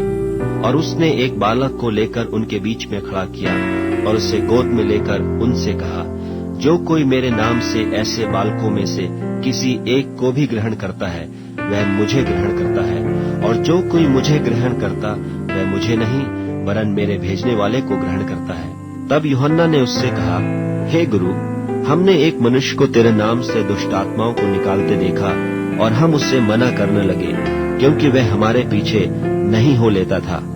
यीशु ने कहा, उसको मत मना करो, क्योंकि ऐसा कोई नहीं जो मेरे नाम से सामर्थ का काम करे और जल्दी से मुझे बुरा कह सके, क्योंकि जो हमारे विरोध में नहीं वह हमारी ओर है। जो कोई एक कटोरा पानी तुम्हें इसलिए पिलाए कि तुम मसीह के हो, तो मैं तुमसे सच कहता हूँ कि वह अपना प्रतिफल किसी रीति से न खोएगा। पर जो कोई इन छोटों में से जो मुझ पर विश्वास करते हैं किसी को ठोकर खिलाए, तो उसके लिए भला यह है कि एक बड़ी चक्की का पाट उसके गले में लटकाया जाए और वह समुद्र में डाल दिया जाए। यदि तेरा हाथ तुझे ठोकर खिलाए तो उसे काट डाल। टुंडा होकर जीवन में प्रवेश करना तेरे लिए इससे भला है कि 2 हाथ रहते हुए नरक के बीच उस आग में डाला जाए जो कभी बुझने की नहीं। और यदि तेरा पांव तुझे ठोकर खिलाए तो उसे काट डाल। लंगड़ा होकर जीवन में प्रवेश करना तेरे लिए इससे भला है कि 2 पांव रहते हुए नरक में डाला जाए। और यदि तेरी आंख तुझे ठोकर खिलाए तो उसे निकाल डाल। काना होकर परमेश्वर के राज में प्रवेश करना तेरे लिए इससे भला है कि 2 आंख रहते हुए तू नरक में डाला जाए, जहां उनका कीड़ा नहीं मरता और आग नहीं बुझती, क्योंकि हर एक जन आग से नमकीन किया जाएगा। नमक अच्छा है, पर यदि नमक की नमकीनी जाती रहे तो उससे किससे स्वादित करोगे? अपने में नमक रखो और आपस में मेल मिलाप से। मरकुस रचित सुसमाचार 10वां अध्याय। फिर वह वहां से उठकर यहूदिया के सिवानों में और यरदन के पार आया, और भीड़ उसके पास फिर इकट्ठी हो गई, और वह अपनी रीति के अनुसार उन्हें फिर उपदेश देने लगा। तब फरीसियों ने उसके पास आकर उसकी परीक्षा करने को उससे पूछा, क्या यह उचित है कि पुरुष अपनी पत्नी को त्यागे? उसने उनको उत्तर दिया कि मूसा ने तुम्हें क्या आज्ञा दी है? उन्होंने कहा, मूसा ने त्याग पत्र लिखने और त्यागने की आज्ञा दी है। यीशु ने उनसे कहा कि तुम्हारे मन की कठोरता के कारण उसने तुम्हारे लिए यह आज्ञा लिखी, पर सृष्टि के आरंभ से परमेश्वर ने नर और नारी करके उनको बनाया है। इस कारण मनुष्य अपने माता पिता से अलग होकर अपनी पत्नी के साथ रहेगा और वे दोनों एक तन होंगे। इसलिए वे अब 2 नहीं पर एक तन हैं। इसलिए जिसे परमेश्वर ने जोड़ा है उसे मनुष्य अलग न करे। और घर में चेलों ने इसके विषय में उससे फिर पूछा। उसने उनसे कहा, जो कोई अपनी पत्नी को त्याग कर दूसरी से ब्याह करे तो वह उस पहली के विरोध में व्यभिचार करता है, और यदि पत्नी अपने पति को छोड़कर दूसरे से ब्याह करे तो वह व्यभिचार करती है, और यदि पत्नी अपने पति को छोड़कर दूसरे से ब्याह करे तो वह व्यभिचार करती है। फिर लोग बालकों को उसके पास लाने लगे कि वह उन पर हाथ रखे, पर चेलों ने उनको डांटा। यीशु ने यह देख क्रुद्ध होकर उनसे कहा, बालकों को मेरे पास आने दो और उन्हें मना न करो, क्योंकि परमेश्वर का राज्य ऐसों ही का है। मैं तुमसे सच कहता हूँ कि जो कोई परमेश्वर के राज्य को बालक की नाई ग्रहण न करे वह उसमें कभी प्रवेश करने न पाएगा। और उसने उन्हें गोद में लिया और उन पर हाथ रखकर उन्हें आशीष दी। और जब वह निकलकर मार्ग में जाता था तो एक मनुष्य उसके पास दौड़ता हुआ आया और उसके आगे घुटने टेक कर उससे पूछा, हे उत्तम गुरु, अनंत जीवन का अधिकारी होने के लिए मैं क्या करूं? यीशु ने उससे कहा, तू मुझे उत्तम क्यों कहता है? कोई उत्तम नहीं, केवल एक, अर्थात परमेश्वर। तू आज्ञाओं को तो जानता है, हत्या न करना, व्यभिचार न करना, चोरी न करना, झूठी गवाही न देना, छल न करना, अपने पिता और अपनी माता का आदर करना। उसने उससे कहा, हे गुरु, इन सब को मैं लड़कपन से मानता आया हूँ। यीशु ने उस पर दृष्टि करके उससे प्रेम किया और उससे कहा, तुझ में एक बात की घटी है, जा, जो कुछ तेरा है उससे बेचकर कंगालों को दे और तुझे स्वर्ग में धन मिलेगा, और आकर मेरे पीछे हो ले। इस बात से उसके चेहरे पर उदासी छा गई और वह शोक करता हुआ चला गया, क्योंकि वह बहुत धनी था। यीशु ने चारों ओर देखकर अपने चेलों से कहा, धनवानों को परमेश्वर के राज्य में प्रवेश करना कैसा कठिन है। चेले उसकी बातों से अचंभित हुए। इस पर यीशु ने फिर उनको उत्तर दिया, हे बालकों, जो धन पर भरोसा रखते हैं उनके लिए परमेश्वर के राज्य में प्रवेश करना कैसा कठिन है। परमेश्वर के राज्य में धनवान के प्रवेश करने से ऊंट का सुई के नाके में से निकल जाना सहज है। वे बहुत ही चकित होकर आपस में कहने लगे, तो फिर किसका उद्धार हो सकता है? यीशु ने उनकी ओर देखकर कहा, मनुष्यों से तो यह नहीं हो सकता, परंतु परमेश्वर से हो सकता है, क्योंकि परमेश्वर से सब कुछ हो सकता है। पतरस उससे कहने लगा कि देख, हम तो सब कुछ छोड़कर तेरे पीछे हो लिए हैं। यीशु ने कहा, मैं तुमसे सच कहता हूँ कि ऐसा कोई नहीं जिसने मेरे और सुसमाचार के लिए घर या भाइयों या बहनों या माता या पिता या लड़के बालों या खेतों को छोड़ दिया हो और अब इस समय 100 गुणा न पाए, घरों और भाइयों और बहनों और माताओं और लड़के बालों और खेतों को पर उपद्रव के साथ और परलोक में अनंत जीवन। पर बहुतेरे जो पहले हैं पिछले होंगे, और जो पिछले हैं वे पहले होंगे। और वे यरूशलेम को जाते हुए मार्ग में थे, और यीशु उनके आगे आगे जा रहा था, और वे अचंभा करने लगे, और जो उसके पीछे पीछे चलते थे डरने लगे।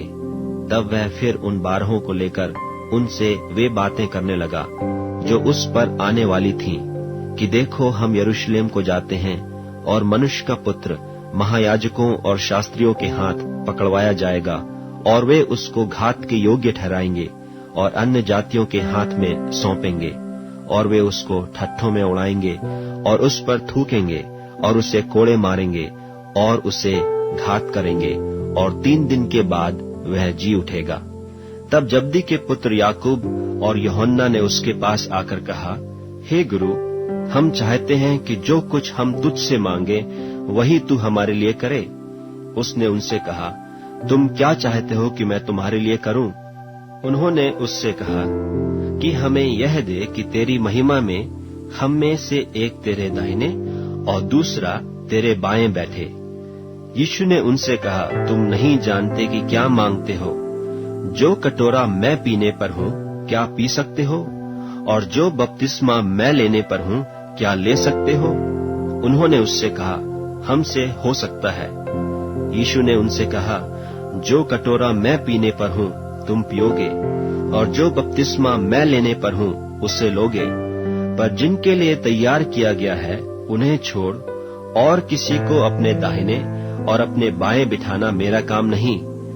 यह सुनकर 10 याकूब और यूहन्ना पर रिसियाने लगे, और यीशु ने उनको पास बुलाकर उनसे कहा, तुम जानते हो कि जो अन्य जातियों के हाकिम समझे जाते हैं वे उन पर प्रभुता करते हैं, और उनमें जो बड़े हैं उन पर अधिकार जताते हैं, पर तुम में ऐसा नहीं है।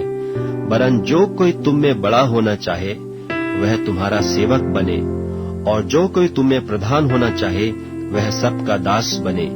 क्योंकि मनुष्य का पुत्र इसलिए नहीं आया कि उसकी सेवा टहल की जाए, पर इसलिए आया कि आप सेवा टहल करे और बहुतों की छुड़ौती के लिए अपना प्राण दे। और वे यरीहो में आए, और जब वह और उसके चेले और एक बड़ी भीड़ यरीहो से निकलती थी, तो तिमाई का पुत्र बरतिमाई एक अंधा भिखारी सड़क के किनारे बैठा था।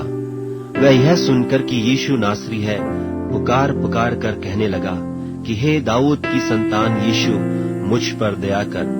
बहुतों ने उसे डांटा कि चुप रहे, पर वह और भी पुकारने लगा कि हे दाऊद की संतान, मुझ पर दया कर। तब यीशु ने ठहर कर कहा, उसे बुलाओ। और लोगों ने उस अंधे को बुलाकर उससे कहा, ढाढ़स बांध, उठ, वह तुझे बुलाता है। वह अपना कपड़ा फेंक कर शीघ्र उठा और यीशु के पास आया। इस पर यीशु ने उससे कहा, तू क्या चाहता है कि मैं तेरे लिए करूं? अंधे ने उससे कहा, हे रब्बी, यह है कि मैं देखने लगूं। यीशु ने उससे कहा, चला जा, तेरे विश्वास ने तुझे चंगा कर दिया है। वह तुरंत देखने लगा और मार्ग में उसके पीछे हो लिया। मरकुस रचित सुसमाचार 11वां अध्याय। जब वे यरूशलेम के निकट जैतून पहाड़ पर बैतफगे और बैतनिय्याह के पास आए, तो उसने अपने चेलों में से 2 को यह कहकर भेजा कि अपने सामने के गांव में जाओ और उसमें पहुंचते ही एक गदही का बच्चा, जिस पर कभी कोई नहीं चढ़ा, बंधा हुआ तुम्हें मिलेगा, उसे खोल लाओ। यदि तुमसे कोई पूछे, यह क्यों करते हो, तो कहना कि प्रभु को इसका प्रयोजन है और वह शीघ्र उसे यहाँ भेज देगा। उन्होंने जाकर उस बच्चे को बाहर द्वार के पास चौक में बंधा हुआ पाया और खोलने लगे। और उनमें से जो वहां खड़े थे, कोई कोई कहने लगे कि यह क्या करते हो, गदही के बच्चे को क्यों खोलते हो? उन्होंने जैसा यीशु ने कहा था वैसा ही उनसे कह दिया। तब उन्होंने उन्हें जाने दिया। और उन्होंने बच्चे को यीशु के पास लाकर उस पर अपने कपड़े डाले और वह उस पर बैठ गया। और बहुतों ने अपने कपड़े मार्ग में बिछाए और औरों ने खेतों में से डालियां काट काट कर फैला दी। और जो उसके आगे आगे जाते और पीछे पीछे चले आते थे, पुकार पुकार कर कहते जाते थे कि होशाना, धन्य है वह जो प्रभु के नाम से आता है। हमारे पिता दाऊद का राज्य जो आ रहा है, धन्य है, आकाश में होशाना। और वे यरूशलेम पहुंचकर मंदिर में आया और चारों ओर सब वस्तुओं को देखकर 12 के साथ बैतनिय्याह गया, क्योंकि सांझ हो गई थी। दूसरे दिन जब वे बैतनिय्याह से निकले तो उसको भूख लगी, और वह दूर से अंजीर का एक हरा पेड़ देखकर निकट गया कि क्या जाने उसमें कुछ पाए, पर पत्तों को छोड़ कुछ न पाया, क्योंकि फल का समय न था। इस पर उसने उससे कहा, अब से कोई तेरा फल कभी न खाए। और उसके चेले सुन रहे थे। फिर वे यरूशलेम में आए और वह मंदिर में गया, और वहां जो लेन देन कर रहे थे उन्हें बाहर निकालने लगा, और सर्राफों के पीढ़े और कबूतर के बेचने वालों की चौकियां उलट दी, और मंदिर में से होकर किसी को बर्तन लेकर आने जाने न दिया। और उपदेश करके उनसे कहा, क्या यह नहीं लिखा है कि मेरा घर सब जातियों के लिए प्रार्थना का घर कहलाएगा? पर तुमने इसे डाकुओं की खो बना दी है। यह सुनकर महायाजक और शास्त्री उसके नाश करने का अवसर ढूंढने लगे, क्योंकि उससे डरते थे, इसलिए कि सब लोग उसके उपदेश से चकित होते थे। और प्रतिदिन सांझ होते ही वह नगर से बाहर जाया करता था। फिर भोर को जब वे उधर से जाते थे, तो उन्होंने उस अंजीर के पेड़ को जड़ तक सूखा हुआ देखा। पतरस को यह बात स्मरण आई और उसने उससे कहा, हे रब्बी, देख, यह अंजीर का पेड़ जिसे तूने श्राप दिया था सूख गया है। यीशु ने उसको उत्तर दिया कि परमेश्वर पर विश्वास रखो। मैं तुमसे सच कहता हूँ कि जो कोई इस पहाड़ से कहे कि तू उखड़ जा और समुद्र में जा पड़, और अपने मन में संदेह न करे, वरन प्रतीति करे कि जो कहता हूँ वह हो जाएगा, तो उसके लिए वही होगा। इसलिए मैं तुमसे कहता हूँ कि जो कुछ तुम प्रार्थना करके मांगो, तो प्रतीति कर लो कि तुम्हें मिल गया और तुम्हारे लिए हो जाएगा। और जब कभी तुम खड़े हुए प्रार्थना करते हो, तो यदि तुम्हारे मन में किसी की ओर से कुछ विरोध हो, तो क्षमा करो, इसलिए कि तुम्हारा स्वर्गीय पिता भी तुम्हारे अपराध क्षमा करे। और यदि तुम क्षमा न करो, तो तुम्हारा पिता भी जो स्वर्ग में है तुम्हारा अपराध क्षमा न करेगा। वे फिर यरूशलेम में आए, और जब वह मंदिर में टहल रहा था, तो महायाजक और शास्त्री और पुरनिये उसके पास आकर पूछने लगे कि तू ये काम किस अधिकार से करता है, और यह अधिकार तुझे किसने दिया है कि तू ये काम करे? यीशु ने उससे कहा, मैं भी तुमसे एक बात पूछता हूँ, मुझे उत्तर दो तो मैं तुम्हें बताऊंगा कि ये काम किस अधिकार से करता हूँ। यूहन्ना का बपतिस्मा क्या स्वर्ग की ओर से था व मनुष्यों की ओर से था? मुझे उत्तर दो। तब वे आपस में विवाद करने लगे कि यदि हम कहें स्वर्ग की ओर से तो वह कहेगा, फिर तुमने उसकी प्रतीति क्यों नहीं की? और यदि हम कहें मनुष्य की ओर से तो लोगों का डर है, क्योंकि सब जानते हैं कि यूहन्ना सचमुच भविष्यद्वक्ता है। सो उन्होंने यीशु को उत्तर दिया कि हम नहीं जानते। यीशु ने उनसे कहा, मैं भी तुमको नहीं बताता कि ये काम किस अधिकार से करता हूँ।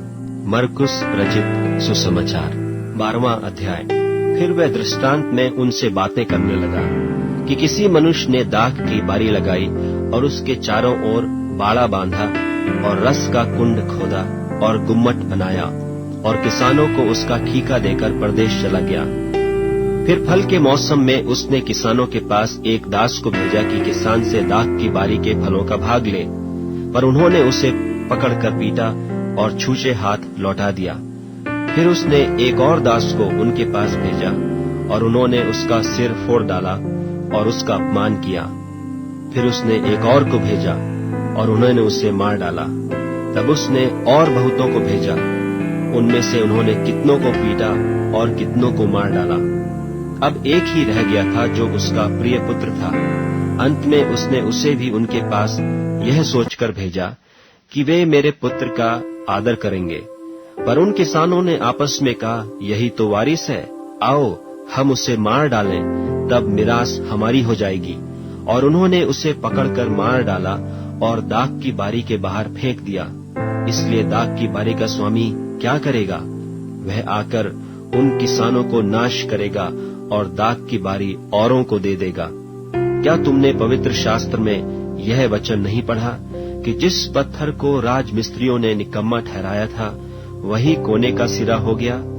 यह प्रभु की ओर से हुआ और हमारी दृष्टि में अद्भुत है। तब उन्होंने उसे पकड़ना चाहा, क्योंकि समझ गए थे कि उसने हमारे विरोध में यह दृष्टांत कहा है। पर वे लोगों से डरे और उसे छोड़कर चले गए। तब उन्होंने उसे बातों में फंसाने के लिए कई एक फरीसियों और हेरोदियों को उसके पास भेजा और उन्होंने आकर उससे कहा, हे गुरु, हम जानते हैं कि तू सच्चा है और किसी की परवाह नहीं करता, क्योंकि तू मनुष्यों का मुंह देखकर बातें नहीं करता, परंतु परमेश्वर का मार्ग सच्चाई से बताता है। तो क्या कैसर को कर देना उचित है कि नहीं? हम दें या न दें? उसने उनका कपट जानकर उनसे कहा, मुझे क्यों परखते हो? 1 दिनार मेरे पास लाओ कि मैं देखूं। वे ले आए और उसने उनसे कहा, यह मूर्ति और नाम किसका है? उन्होंने कहा, कैसर का। यीशु ने उनसे कहा, जो कैसर का है वह कैसर को, और जो परमेश्वर का है परमेश्वर को दो। तब वे उस पर बहुत अचंभा करने लगे। फिर सदूकियों ने भी, जो कहते हैं कि मरे हुओं का जी उठना है ही नहीं, उसके पास आकर उससे पूछा कि हे गुरु, मूसा ने हमारे लिए लिखा है कि यदि किसी का भाई बिना संतान मर जाए और उसकी पत्नी रह जाए तो उसका भाई उसकी पत्नी को ब्याह ले और अपने भाई के लिए वंश उत्पन्न करे। 7 भाई थे। पहला भाई ब्याह करके बिना संतान मर गया। तब दूसरे भाई ने उस स्त्री को ब्याह लिया और बिना संतान मर गया, और वैसे ही तीसरे ने भी, और 7 से संतान न हुई। सबके पीछे वह स्त्री भी मर गई। सो जी उठने पर वह उनमें से किसकी पत्नी होगी, क्योंकि वह 7 की पत्नी हो चुकी थी। यीशु ने उनसे कहा, क्या तुम इस कारण से भूल में नहीं पड़े हो कि तुम न तो पवित्र शास्त्र ही को जानते हो और न परमेश्वर की सामर्थ को? क्योंकि जब वे मरे हुओं में से जी उठेंगे तो उनमें ब्याह शादी न होगी, पर स्वर्ग में दूतों की नाई होंगे। मरे हुओं के जी उठने के विषय में क्या तुमने मूसा की पुस्तक में झाड़ी की कथा में नहीं पढ़ा कि परमेश्वर ने उससे कहा, मैं इब्राहिम का परमेश्वर और इसहाक का परमेश्वर और याकूब का परमेश्वर हूँ। परमेश्वर मरे हुओं का नहीं पर जीवितों का परमेश्वर है, सो तुम बड़ी भूल में पड़े हो। और शास्त्रियों में से एक ने आकर उन्हें विवाद करते सुना, और यह जानकर कि उसने उन्हें अच्छी रीति से उत्तर दिया, उससे पूछा, सबसे मुख्य आज्ञा कौन सी है? यीशु ने उसे उत्तर दिया, सब आज्ञाओं में से यह मुख्य है, हे इस्राएल सुन, प्रभु हमारा परमेश्वर एक ही प्रभु है, और तू प्रभु अपने परमेश्वर से अपने सारे मन से और अपने सारे प्राण से और अपनी सारी बुद्धि से और अपनी सारी शक्ति से प्रेम रखना। और दूसरी यह है कि तू अपने पड़ोसी से अपने समान प्रेम रखना। इससे बड़ी और कोई आज्ञा नहीं। शास्त्री ने उससे कहा, हे गुरु, बहुत ठीक, तूने सच कहा कि वह एक ही है और उसे छोड़ और कोई नहीं, और उससे सारे मन और सारी बुद्धि और सारे प्राण और सारी शक्ति के साथ प्रेम रखना, और पड़ोसी से अपने समान प्रेम रखना सारे होमों और बलिदानों से बढ़कर है। जब यीशु ने देखा कि उसने समझ से उत्तर दिया, तो उससे कहा, तू परमेश्वर के राज्य से दूर नहीं, और किसी को फिर उससे कुछ पूछने का साहस न हुआ। फिर यीशु ने मंदिर में उपदेश करते हुए यह कहा कि शास्त्री क्यों कर कहते हैं कि मसीह दाऊद का पुत्र है। दाऊद ने आप ही पवित्र आत्मा में होकर कहा है कि प्रभु ने मेरे प्रभु से कहा, मेरे दाहिने बैठ, जब तक कि मैं तेरे बैरियों को तेरे पांवों की पीढ़ी न कर दूं। दाऊद तो आप ही उसे प्रभु कहता है, फिर वह उसका पुत्र कहाँ से ठहरा? और भीड़ के लोग उसकी आनंद से सुनते थे। उसने अपने उपदेश में उनसे कहा, शास्त्रियों से चौकस रहो, जो लंबे वस्त्र पहने हुए फिरना और बाजारों में नमस्कार और आराधनालयों में मुख्य मुख्य आसन और जेवनारों में मुख्य मुख्य स्थान भी चाहते हैं। वे विधवाओं के घरों को खा जाते हैं और दिखाने के लिए बड़ी देर तक प्रार्थना करते रहते हैं, ये अधिक दंड पाएंगे। और वह मंदिर के भंडार के सामने बैठकर देख रहा था कि लोग मंदिर के भंडार में किस प्रकार पैसे डालते हैं, और बहुत धनवानों ने बहुत कुछ डाला। इतने में एक कंगाल विधवा ने आकर 2 दमड़ियां, जो एक अधेले के बराबर होती हैं, डाली। तब उसने अपने चेलों को पास बुलाकर उनसे कहा, मैं तुमसे सच कहता हूँ कि मंदिर के भंडार में डालने वालों में से इस कंगाल विधवा ने सबसे बढ़कर डाला है, क्योंकि सब ने अपने धन की बढ़ती में से डाला है, परंतु इसने अपनी घटी में से जो कुछ उसका था, अर्थात अपनी सारी जीविका डाल दी है। मरकुस रचित सुसमाचार 13वां अध्याय। जब मैं मंदिर से निकल रहा था तो उसके चेलों में से एक ने उससे कहा, हे गुरु, देख कैसे कैसे पत्थर और कैसे कैसे भवन हैं। यीशु ने उससे कहा, क्या तुम ये बड़े बड़े भवन देखते हो?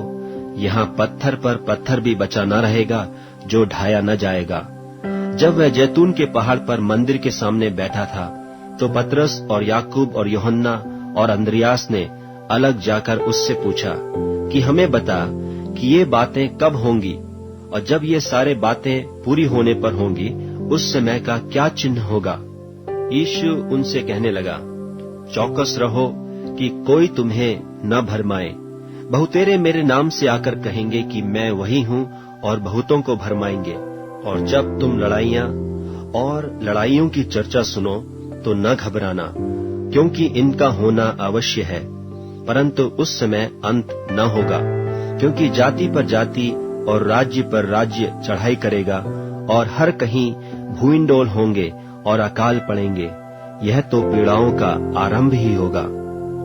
परंतु तुम अपने विषय में चौकस रहो, क्योंकि लोग तुम्हें महासभाओं में सौंपेंगे और तुम पंचायतों में पीटे जाओगे, और मेरे कारण हाकिमों और राजाओं के आगे खड़े किए जाओगे, ताकि उनके लिए गवाही हो। पर अवश्य है कि पहले सुसमाचार सब जातियों में प्रचार किया जाए।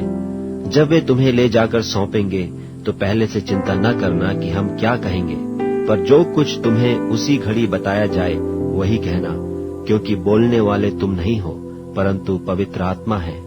और भाई को भाई और पिता को पुत्र घात के लिए सौंपेंगे, और लड़के बाले माता पिता के विरोध में उठकर उन्हें मरवा डालेंगे, और मेरे नाम के कारण सब लोग तुमसे बैर करेंगे, पर जो अंत तक धीरज धरे रहेगा उसी का उद्धार होगा। सो जब तुम उस उजाड़ने वाली घृणित वस्तु को जहाँ उचित नहीं वहाँ खड़ी देखो, पढ़ने वाला समझ ले, तब जो यहूदिया में हो वे पहाड़ों पर भाग जाएं, जो कोठे पर हो वह अपने घर से कुछ लेने को नीचे न उतरे और न भीतर जाए, और जो खेत में हो वे अपना कपड़ा लेने के लिए पीछे न लौटे।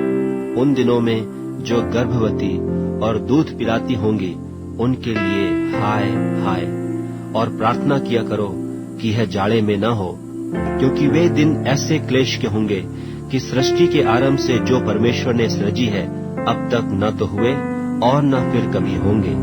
और यदि प्रभु इन दिनों को न घटाता तो कोई प्राणी भी न बचता, परंतु उन चुने हुओं के कारण जिनको उसने चुना है उन दिनों को घटाया। उस समय यदि कोई तुमसे कहे देखो मसीह यहाँ है या देखो वहाँ है, तो प्रतीति न करना, क्योंकि झूठे मसीह और झूठे भविष्यद्वक्ता उठ खड़े होंगे और चिन्ह और अद्भुत काम दिखाएंगे कि यदि हो सके तो चुने हुओं को भी भरमा दें। पर तुम चौकस रहो, देखो मैंने तुम्हें सब बातें पहले ही से कह दी हैं। उन दिनों में उस क्लेश के बाद सूरज अंधेरा हो जाएगा और चांद प्रकाश न देगा, और आकाश से तारागण गिरने लगेंगे और आकाश की शक्तियां हिलाई जाएंगी। तब लोग मनुष्य के पुत्र को बड़ी सामर्थ और महिमा के साथ बादलों में आते देखेंगे। उस समय वह अपने दूतों को भेजकर पृथ्वी के इस छोर से आकाश की उस छोर तक चारों दिशा से अपने चुने हुए लोगों को इकट्ठे करेगा। अंजीर के पेड़ से यह दृष्टांत सीखो, जब उसकी डाली कोमल हो जाती और पत्ते निकलने लगते हैं तो तुम जान लेते हो कि ग्रीष्म काल निकट है। इसी रीति से जब तुम इन बातों को होते देखो तो जान लो कि वह निकट है, वरन द्वार ही पर है। मैं तुमसे सच कहता हूँ कि जब तक ये सब बातें न हो लेंगी तब तक यह लोग जाते न रहेंगे। आकाश और पृथ्वी टल जाएंगे, परंतु मेरी बातें कभी न टलेंगी। उस दिन या उस घड़ी के विषय में कोई नहीं जानता, न स्वर्ग के दूत और न पुत्र, परंतु केवल पिता। देखो जागते और प्रार्थना करते रहो, क्योंकि तुम नहीं जानते कि वह समय कब आएगा।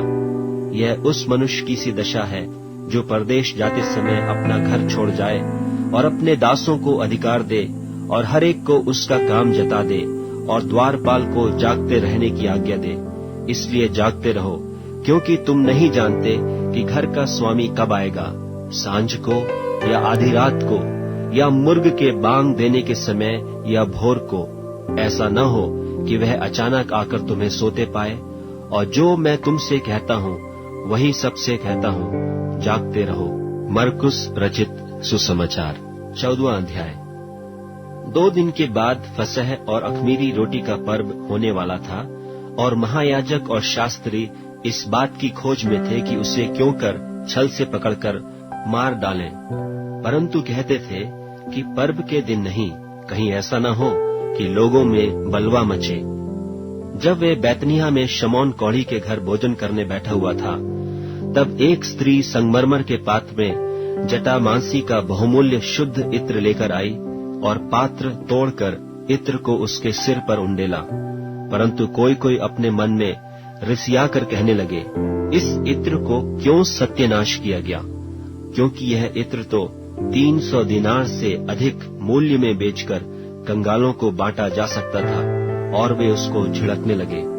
यीशु ने कहा, उसे छोड़ दो, उसे क्यों सताते हो, उसने तो मेरे साथ भलाई की है।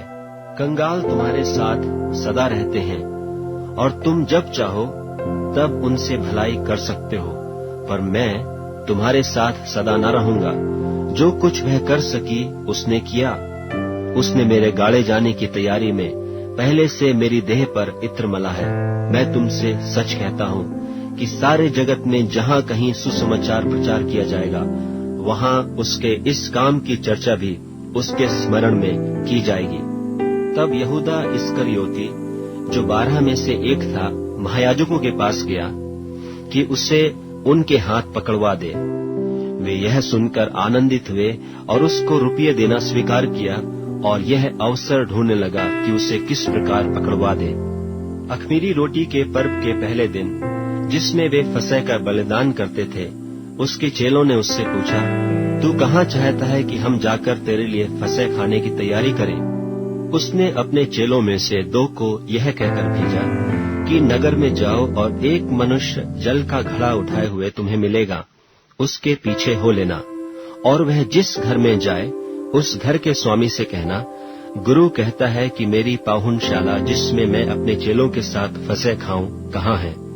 वह तुम्हें एक सजी सजाई और तैयार की हुई बड़ी अटारी दिखा देगा, वहां हमारे लिए तैयारी करो। सो चेले निकलकर नगर में आए और जैसा उसने उनसे कहा था वैसा ही पाया और फसह तैयार किया। जब सांझ हुई तो वह 12 के साथ आया, और जब वे बैठे भोजन कर रहे थे तो यीशु ने कहा, मैं तुमसे सच कहता हूँ कि तुम में से एक जो मेरे साथ भोजन कर रहा है मुझे पकड़वाएगा। उन पर उदासी छा गई और वे एक एक करके उससे कहने लगे, क्या वह मैं हूँ? उसने उनसे कहा, वह 12 में से एक है जो मेरे साथ थाली में हाथ डालता है, क्योंकि मनुष्य का पुत्र तो जैसा उसके विषय में लिखा है जाता ही है, परंतु उस मनुष्य पर हाय जिसके द्वारा मनुष्य का पुत्र पकड़वाया जाता है। यदि उस मनुष्य का जन्म ही न होता तो उसके लिए भला होता। और जब वे खा ही रहे थे तो उसने रोटी ली और आशीष मांगकर तोड़ी और उन्हें दी और कहा, लो, यह मेरी देह है। फिर उसने कटोरा लेकर धन्यवाद किया और उन्हें दिया, और उन सब ने उसमें से पिया। और उसने उनसे कहा, यह वाचा का मेरा वह लहू है जो बहुतों के लिए बहाया जाता है। मैं तुमसे सच कहता हूँ कि दाख का रस उस दिन तक फिर कभी न पीऊंगा, जब तक परमेश्वर के राज में नया न पीऊं। फिर वे भजन गाकर बाहर जैतून के पहाड़ पर गए। तब यीशु ने उनसे कहा, तुम सब ठोकर खाओगे, क्योंकि लिखा है कि मैं रखवाले को मारूंगा और भेड़ तितर बितर हो जाएंगी। परंतु मैं अपने जी उठने के बाद तुमसे पहले गलील को जाऊंगा। पतरस ने उससे कहा, यदि सब ठोकर खाएं तो खाएं, पर मैं ठोकर नहीं खाऊंगा। यीशु ने उससे कहा, मैं तुझसे सच कहता हूँ कि आज ही इसी रात को मुर्गे के 2 बार बांग देने से पहले तू 3 बार मुझसे मुकर जाएगा। पर उसने और भी जोर देकर कहा, यदि मुझे तेरे साथ मरना भी पड़े तो भी तेरा इनकार कभी न करूंगा। इसी प्रकार और सबने भी कहा। फिर वे गतसमने नाम एक जगह में आए, और उसने अपने चेलों से कहा, यहाँ बैठे रहो जब तक मैं प्रार्थना करूं। और वह पतरस और याकूब और यूहन्ना को अपने साथ ले गया और बहुत ही अधीर और व्याकुल होने लगा, और उनसे कहा, मेरा मन बहुत उदास है, यहाँ तक कि मैं मरने पर हूँ। तुम यहाँ ठहरो और जागते रहो। और वह थोड़ा आगे बढ़ा और भूमि पर गिरकर प्रार्थना करने लगा कि यदि हो सके तो यह घड़ी मुझ पर से टल जाए।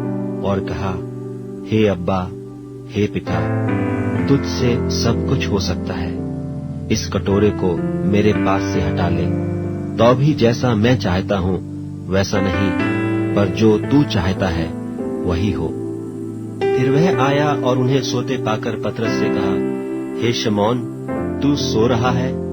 क्या तू एक घड़ी भी न जाग सका? जागते और प्रार्थना करते रहो कि तुम परीक्षा में न पड़ो। आत्मा तो तैयार है पर शरीर दुर्बल है। और वह फिर चला गया और वही बात कहकर प्रार्थना की, और फिर आकर उन्हें सोते पाया, क्योंकि उनकी आंखें नींद से भरी थी और नहीं जानते थे कि उसे क्या उत्तर दें। फिर तीसरी बार आकर उनसे कहा, अब सोते रहो और विश्राम करो, बस घड़ी आ पहुंची।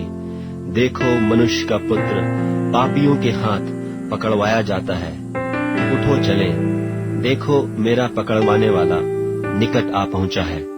वह यह कह ही रहा था कि यहूदा जो 12 में से था, अपने साथ महायाजकों और शास्त्रियों और पुरनियों की ओर से एक बड़ी भीड़ तलवारें और लाठियां लिए हुए तुरंत आ पहुंची। और उसके पकड़वाने वाले ने उन्हें यह बता दिया था कि जिसको मैं चूमूं वही है, उसे पकड़कर यतन से ले जाना।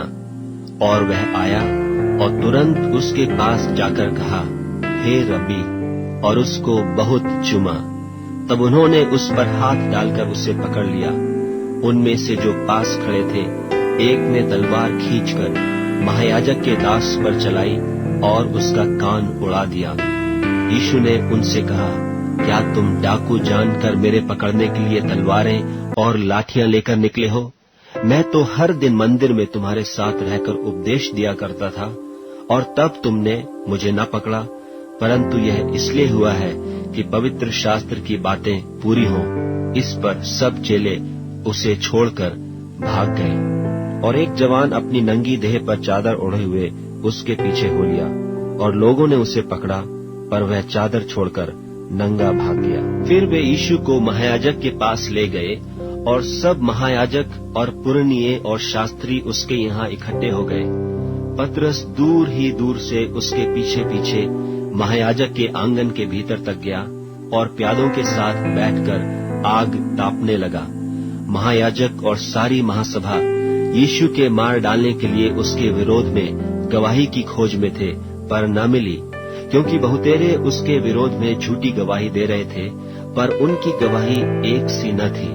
तब कितनों ने उठकर उस पर यह झूठी गवाही दी कि हमने इसे यह कहते सुना है कि मैं इस हाथ के बनाए हुए मंदिर को ढा दूंगा और 3 दिन में दूसरा बनाऊंगा जो हाथ से न बना हो। इस पर भी उनकी गवाही एक सी न निकली। तब महायाजक ने बीच में खड़े होकर यीशु से पूछा कि तू कोई उत्तर नहीं देता? ये लोग तेरे विरोध में क्या गवाही देते हैं? परंतु वह मौन साधे रहा और कुछ उत्तर न दिया। महायाजक ने उससे फिर पूछा, क्या तू उस परम धन्य का पुत्र मसीह है? यीशु ने कहा, हाँ, मैं हूँ। और तुम मनुष्य के पुत्र को सर्वशक्तिमान की दाहिनी ओर बैठे और आकाश के बादलों के साथ आते देखोगे। तब महायाजक ने अपने वस्त्र फाड़कर कहा, अब हमें गवाहों का और क्या प्रयोजन है? तुमने यह निंदा सुनी, तुम्हारी क्या राय है? उन सब ने कहा, यह वध के योग्य है। तब कोई तो उस पर थूकने और कोई उसका मुंह ढांपने और उसे घूंसे मारने और उससे कहने लगे कि भविष्यवाणी कर, और प्यादों ने उसे लेकर थप्पड़ मारे।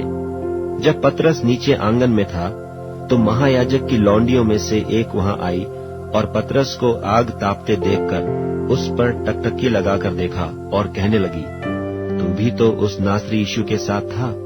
वह मुकर गया और कहा कि मैं तो नहीं जानता और नहीं समझता कि तू क्या कह रही है। फिर वह बाहर डेवढ़ी में गया और मुर्गे ने बांग दी। वह लौंडी उसे देखकर उनसे जो पास खड़े थे फिर कहने लगी, यह उनमें से एक है। परंतु वह फिर मुकर गया। और थोड़ी देर बाद उन्होंने जो पास खड़े थे फिर पतरस से कहा, निश्चय तू उनमें से एक है, क्योंकि तू गलीली भी है। तब वह धिक्कार देने और शपथ खाने लगा कि मैं उस मनुष्य को जिसकी तुम चर्चा करते हो नहीं जानता। तब तुरंत दूसरी बार मुर्ग ने बांग दी। पतरस को वह बात जो यीशु ने उससे कही थी स्मरण आई कि मुर्ग के 2 बार बांग देने से पहले तू 3 बार मेरा इनकार करेगा। वो इस बात को सोचकर रोने लगा। मरकुस रचित सुसमाचार 15वां अध्याय। और भोर होते ही तुरंत महायाजकों और पुरनियों और शास्त्रियों ने वरन सारी महासभा ने सलाह करके यीशु को बंधवाया और उसे ले जाकर पिलातुस के हाथ सौंप दिया। और पिलातुस ने उससे पूछा, क्या तू यहूदियों का राजा है? उसने उसको उत्तर दिया कि तू आप ही कह रहा है। और महायाजक उस पर बहुत बातों का दोष लगा रहे थे। पिलातुस ने उससे फिर पूछा, क्या तू कुछ उत्तर नहीं देता? देख, ये तुझ पर कितनी बातों का दोष लगाते हैं। यीशु ने फिर कुछ उत्तर नहीं दिया, यहाँ तक कि पिलातुस को बड़ा आश्चर्य हुआ। और वह उस पर्व में किसी एक बंधुए को जिसे वे चाहते थे उनके लिए छोड़ दिया करता था। और बरअब्बा नाम का एक मनुष्य उन बलवाइयों के साथ बंधुआ था जिन्होंने बलवे में हत्या की थी। और भीड़ ऊपर जाकर उससे विनती करने लगी कि जैसा तू हमारे लिए करता आया है वैसा ही कर। पिलातुस ने उनको यह उत्तर दिया, क्या तुम चाहते हो कि मैं तुम्हारे लिए यहूदियों के राजा को छोड़ दूं? क्योंकि वह जानता था कि महायाजकों ने उसे डाह से पकड़वाया था। परंतु महायाजकों ने लोगों को उभारा कि वह बरअब्बा ही को उनके लिए छोड़ दे। यह सुन पिलातुस ने उनसे फिर पूछा, तो जिसे तुम यहूदियों का राजा कहते हो उसको मैं क्या करूं? वे फिर चिल्लाए कि उसे क्रूस पर चढ़ा दे। पिलातुस ने उनसे कहा, क्यों, इसने क्या बुराई की है? परंतु वे और भी चिल्लाए कि उसे क्रूस पर चढ़ा दे। तब पिलातुस ने भीड़ को प्रसन्न करने की इच्छा से बरअब्बा को उनके लिए छोड़ दिया और यीशु को कोड़े लगवाकर सौंप दिया कि क्रूस पर चढ़ाया जाए। और सिपाही उसे किले के भीतर के आंगन में ले गए, जो प्रिटोरियन कहलाता है, और सारी पलटन को बुला लाए। और उन्होंने उसे बैजनी वस्त्र पहनाया और कांटों का मुकुट गूंथकर उसके सिर पर रखा, और यह कहकर उससे नमस्कार करने लगे कि हे यहूदियों के राजा, नमस्कार। और वे उसके सिर पर सरकंडे मारते और उस पर थूकते और घुटने टेक कर उसे प्रणाम करते रहे। और जब वे उसका ठट्ठा कर चुके तो उस पर से बैंजनी वस्त्र उतारकर उसी के कपड़े पहनाए और तब उसे क्रूस पर चढ़ाने के लिए बाहर ले गए। और सिकंदर और रूफुस का पिता शमौन नाम एक कुरेनी मनुष्य जो गांव से आ रहा था उधर से निकला। उन्होंने उसे बेगार में पकड़ा कि उसका क्रूस उठा ले चले। और वे उसे गुलगुता नाम जगह पर, जिसका अर्थ खोपड़ी की जगह है, लाए और उसे मुर्र मिला हुआ दाखरस देने लगे, परंतु उसने नहीं लिया। तब उन्होंने उसको क्रूस पर चढ़ाया और उसके कपड़ों पर चिट्ठियां डालकर कि किसको क्या मिले उन्हें बांट लिया। और पहर दिन चढ़ा था जब उन्होंने उसको क्रूस पर चढ़ाया, और उसका दोष पत्र लिखकर उसके ऊपर लगा दिया गया कि यहूदियों का राजा। और उन्होंने उसके साथ 2 डाकू, एक उसकी दाहिनी और एक उसकी बाईं ओर क्रूस पर चढ़ाए। तब धर्मशास्त्र का वह वचन कि वह अपराधियों के संग गिना गया पूरा हुआ। और मार्ग में जाने वाले सिर हिला हिलाकर और यह कहकर उसकी निंदा करते थे कि वाह, मंदिर के ढाने वाले और 3 दिन में बनाने वाले, क्रूस पर से उतरकर अपने आप को बचा ले। इसी रीति से महायाजक भी शास्त्रियों समेत आपस में ठट्ठे से कहते थे कि इसने औरों को बचाया और अपने को नहीं बचा सकता। इस्राएल का राजा मसीह अब क्रूस पर से उतर आए कि हम देखकर विश्वास करें। और जो उसके साथ क्रूसों पर चढ़ाए गए थे वे भी उसकी निंदा करते थे। और दोपहर होने पर सारे देश में अंधियारा छा गया और तीसरे पहर तक रहा। तीसरे पहर यीशु ने बड़े शब्द से पुकार कर कहा, इलोई इलोई लमा शबक्तनी, जिसका अर्थ यह है, हे मेरे परमेश्वर, हे मेरे परमेश्वर, तूने मुझे क्यों छोड़ दिया? जो पास खड़े थे उनमें से कितनों ने यह सुनकर कहा, देखो, यह एलिय्याह को पुकारता है। और एक ने दौड़कर स्पंज को सिरके में डुबोया और सरकंडे पर रखकर उसे चुसाया और कहा, ठहर जाओ, देखें कि एलिय्याह उसे उतारने के लिए आता है कि नहीं। तब यीशु ने बड़े शब्द से चिल्लाकर प्राण छोड़ दिए और मंदिर का पर्दा ऊपर से नीचे तक फटकर 2 टुकड़े हो गया। जो सूबेदार उसके सामने खड़ा था, जब उसे यूं चिल्लाकर प्राण छोड़ते हुए देखा तो उसने कहा, सचमुच यह मनुष्य परमेश्वर का पुत्र था। कई स्त्रियां भी दूर से देख रही थीं। उनमें मरियम मगदलीनी और छोटे याकूब की और योसेस की माता मरियम और शलोमी थीं। जब वह गलील में था तो ये उसके पीछे हो लेती थीं और उसकी सेवा टहल किया करती थीं। और भी बहुत सी स्त्रियां थीं जो उसके साथ यरूशलेम में आई थीं। जब संध्या हो गई तो इसलिए कि तैयारी का दिन था, जो सब्त के 1 दिन पहले होता है, अरमतिया का रहने वाला यूसुफ आया, जो प्रतिष्ठित मंत्री और आप भी परमेश्वर के राज्य की बाट जोहता था। वह याव करके पिलातुस के पास गया और यीशु की लोथ मांगी। पिलातुस ने आश्चर्य किया कि वह इतना शीघ्र मर गया, और सूबेदार को बुलाकर पूछा कि क्या उसको मरे हुए देर हुई। सो जब सूबेदार के द्वारा हाल जान लिया तो लोथ यूसुफ को दिला दी। तब उसने एक पतली चादर मोल ली और लोथ को उतारकर उस चादर में लपेटा और एक कब्र में जो चट्टान में खोदी गई थी रखा, और कब्र के द्वार पर एक पत्थर लुढ़का दिया। और मरियम मगदलीनी और योसेस की माता मरियम देख रही थी कि वह कहाँ रखा गया है। मरकुस रचित सुसमाचार 16वां अध्याय। जब सब्त का दिन बीत गया तो मरियम मगदलीनी और याकूब की माता मरियम और शलोमी ने सुगंधित वस्तुएं मोल ली कि आकर उस पर मले। और सप्ताह के पहले दिन बड़ी भोर जब सूरज निकला ही था, वे कब्र पर आईं और आपस में कहती थीं कि हमारे लिए कब्र के द्वार पर से पत्थर कौन लुढ़काएगा। जब उन्होंने आंख उठाई तो देखा कि पत्थर लुढ़का हुआ है, क्योंकि वह बहुत ही बड़ा था। और कब्र के भीतर जाकर उन्होंने एक जवान को श्वेत वस्त्र पहने हुए दाहिनी ओर बैठे देखा और बहुत चकित हुई। उसने उनसे कहा, चकित मत हो, तुम यीशु नासरी को जो क्रूस पर चढ़ाया गया था ढूंढती हो। वह जी उठा है, यहाँ नहीं है। देखो, यही वह स्थान है जहाँ उन्होंने उसे रखा था। परंतु तुम जाओ और उसके चेलों और पतरस से कहो कि वह तुमसे पहले गलील को जाएगा, जैसा उसने तुमसे कहा था, तुम वहीं उसे देखोगे। और वे निकलकर कब्र से भाग गईं, क्योंकि कपकपी और घबराहट उन पर छा गई थी। और उन्होंने किसी से कुछ न कहा, क्योंकि डरती थीं।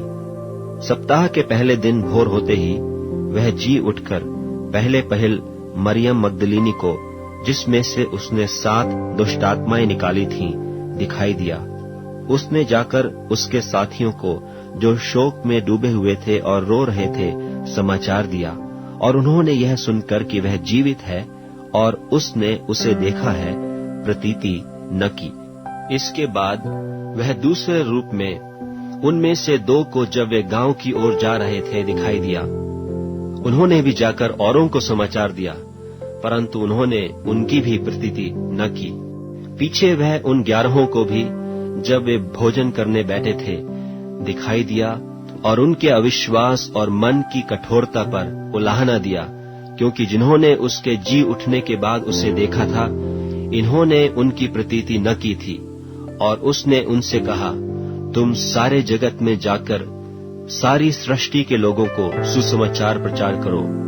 जो विश्वास करे और बपतिस्मा ले, उसी का उद्धार होगा, परंतु जो विश्वास न करेगा वह दोषी ठहराया जाएगा। और विश्वास करने वालों में ये चिन्ह होंगे कि वे मेरे नाम से दुष्टात्माओं को निकालेंगे, नई नई भाषा बोलेंगे, सांपों को उठा लेंगे, और यदि वे नाशक वस्तु भी पी जाएं, तो भी उनकी कुछ हानि न होगी। वे बीमारों पर हाथ रखेंगे और वे चंगे हो जाएंगे। निदान प्रभु यीशु उनसे बातें करने के बाद स्वर्ग पर उठा लिया गया और परमेश्वर की दाहिनी ओर बैठ गया। और उन्होंने निकलकर हर जगह प्रचार किया, और प्रभु उनके साथ काम करता रहा, और उन चिन्हों के द्वारा जो साथ साथ होते थे, वचन को दृढ़ करता रहा। आमीन।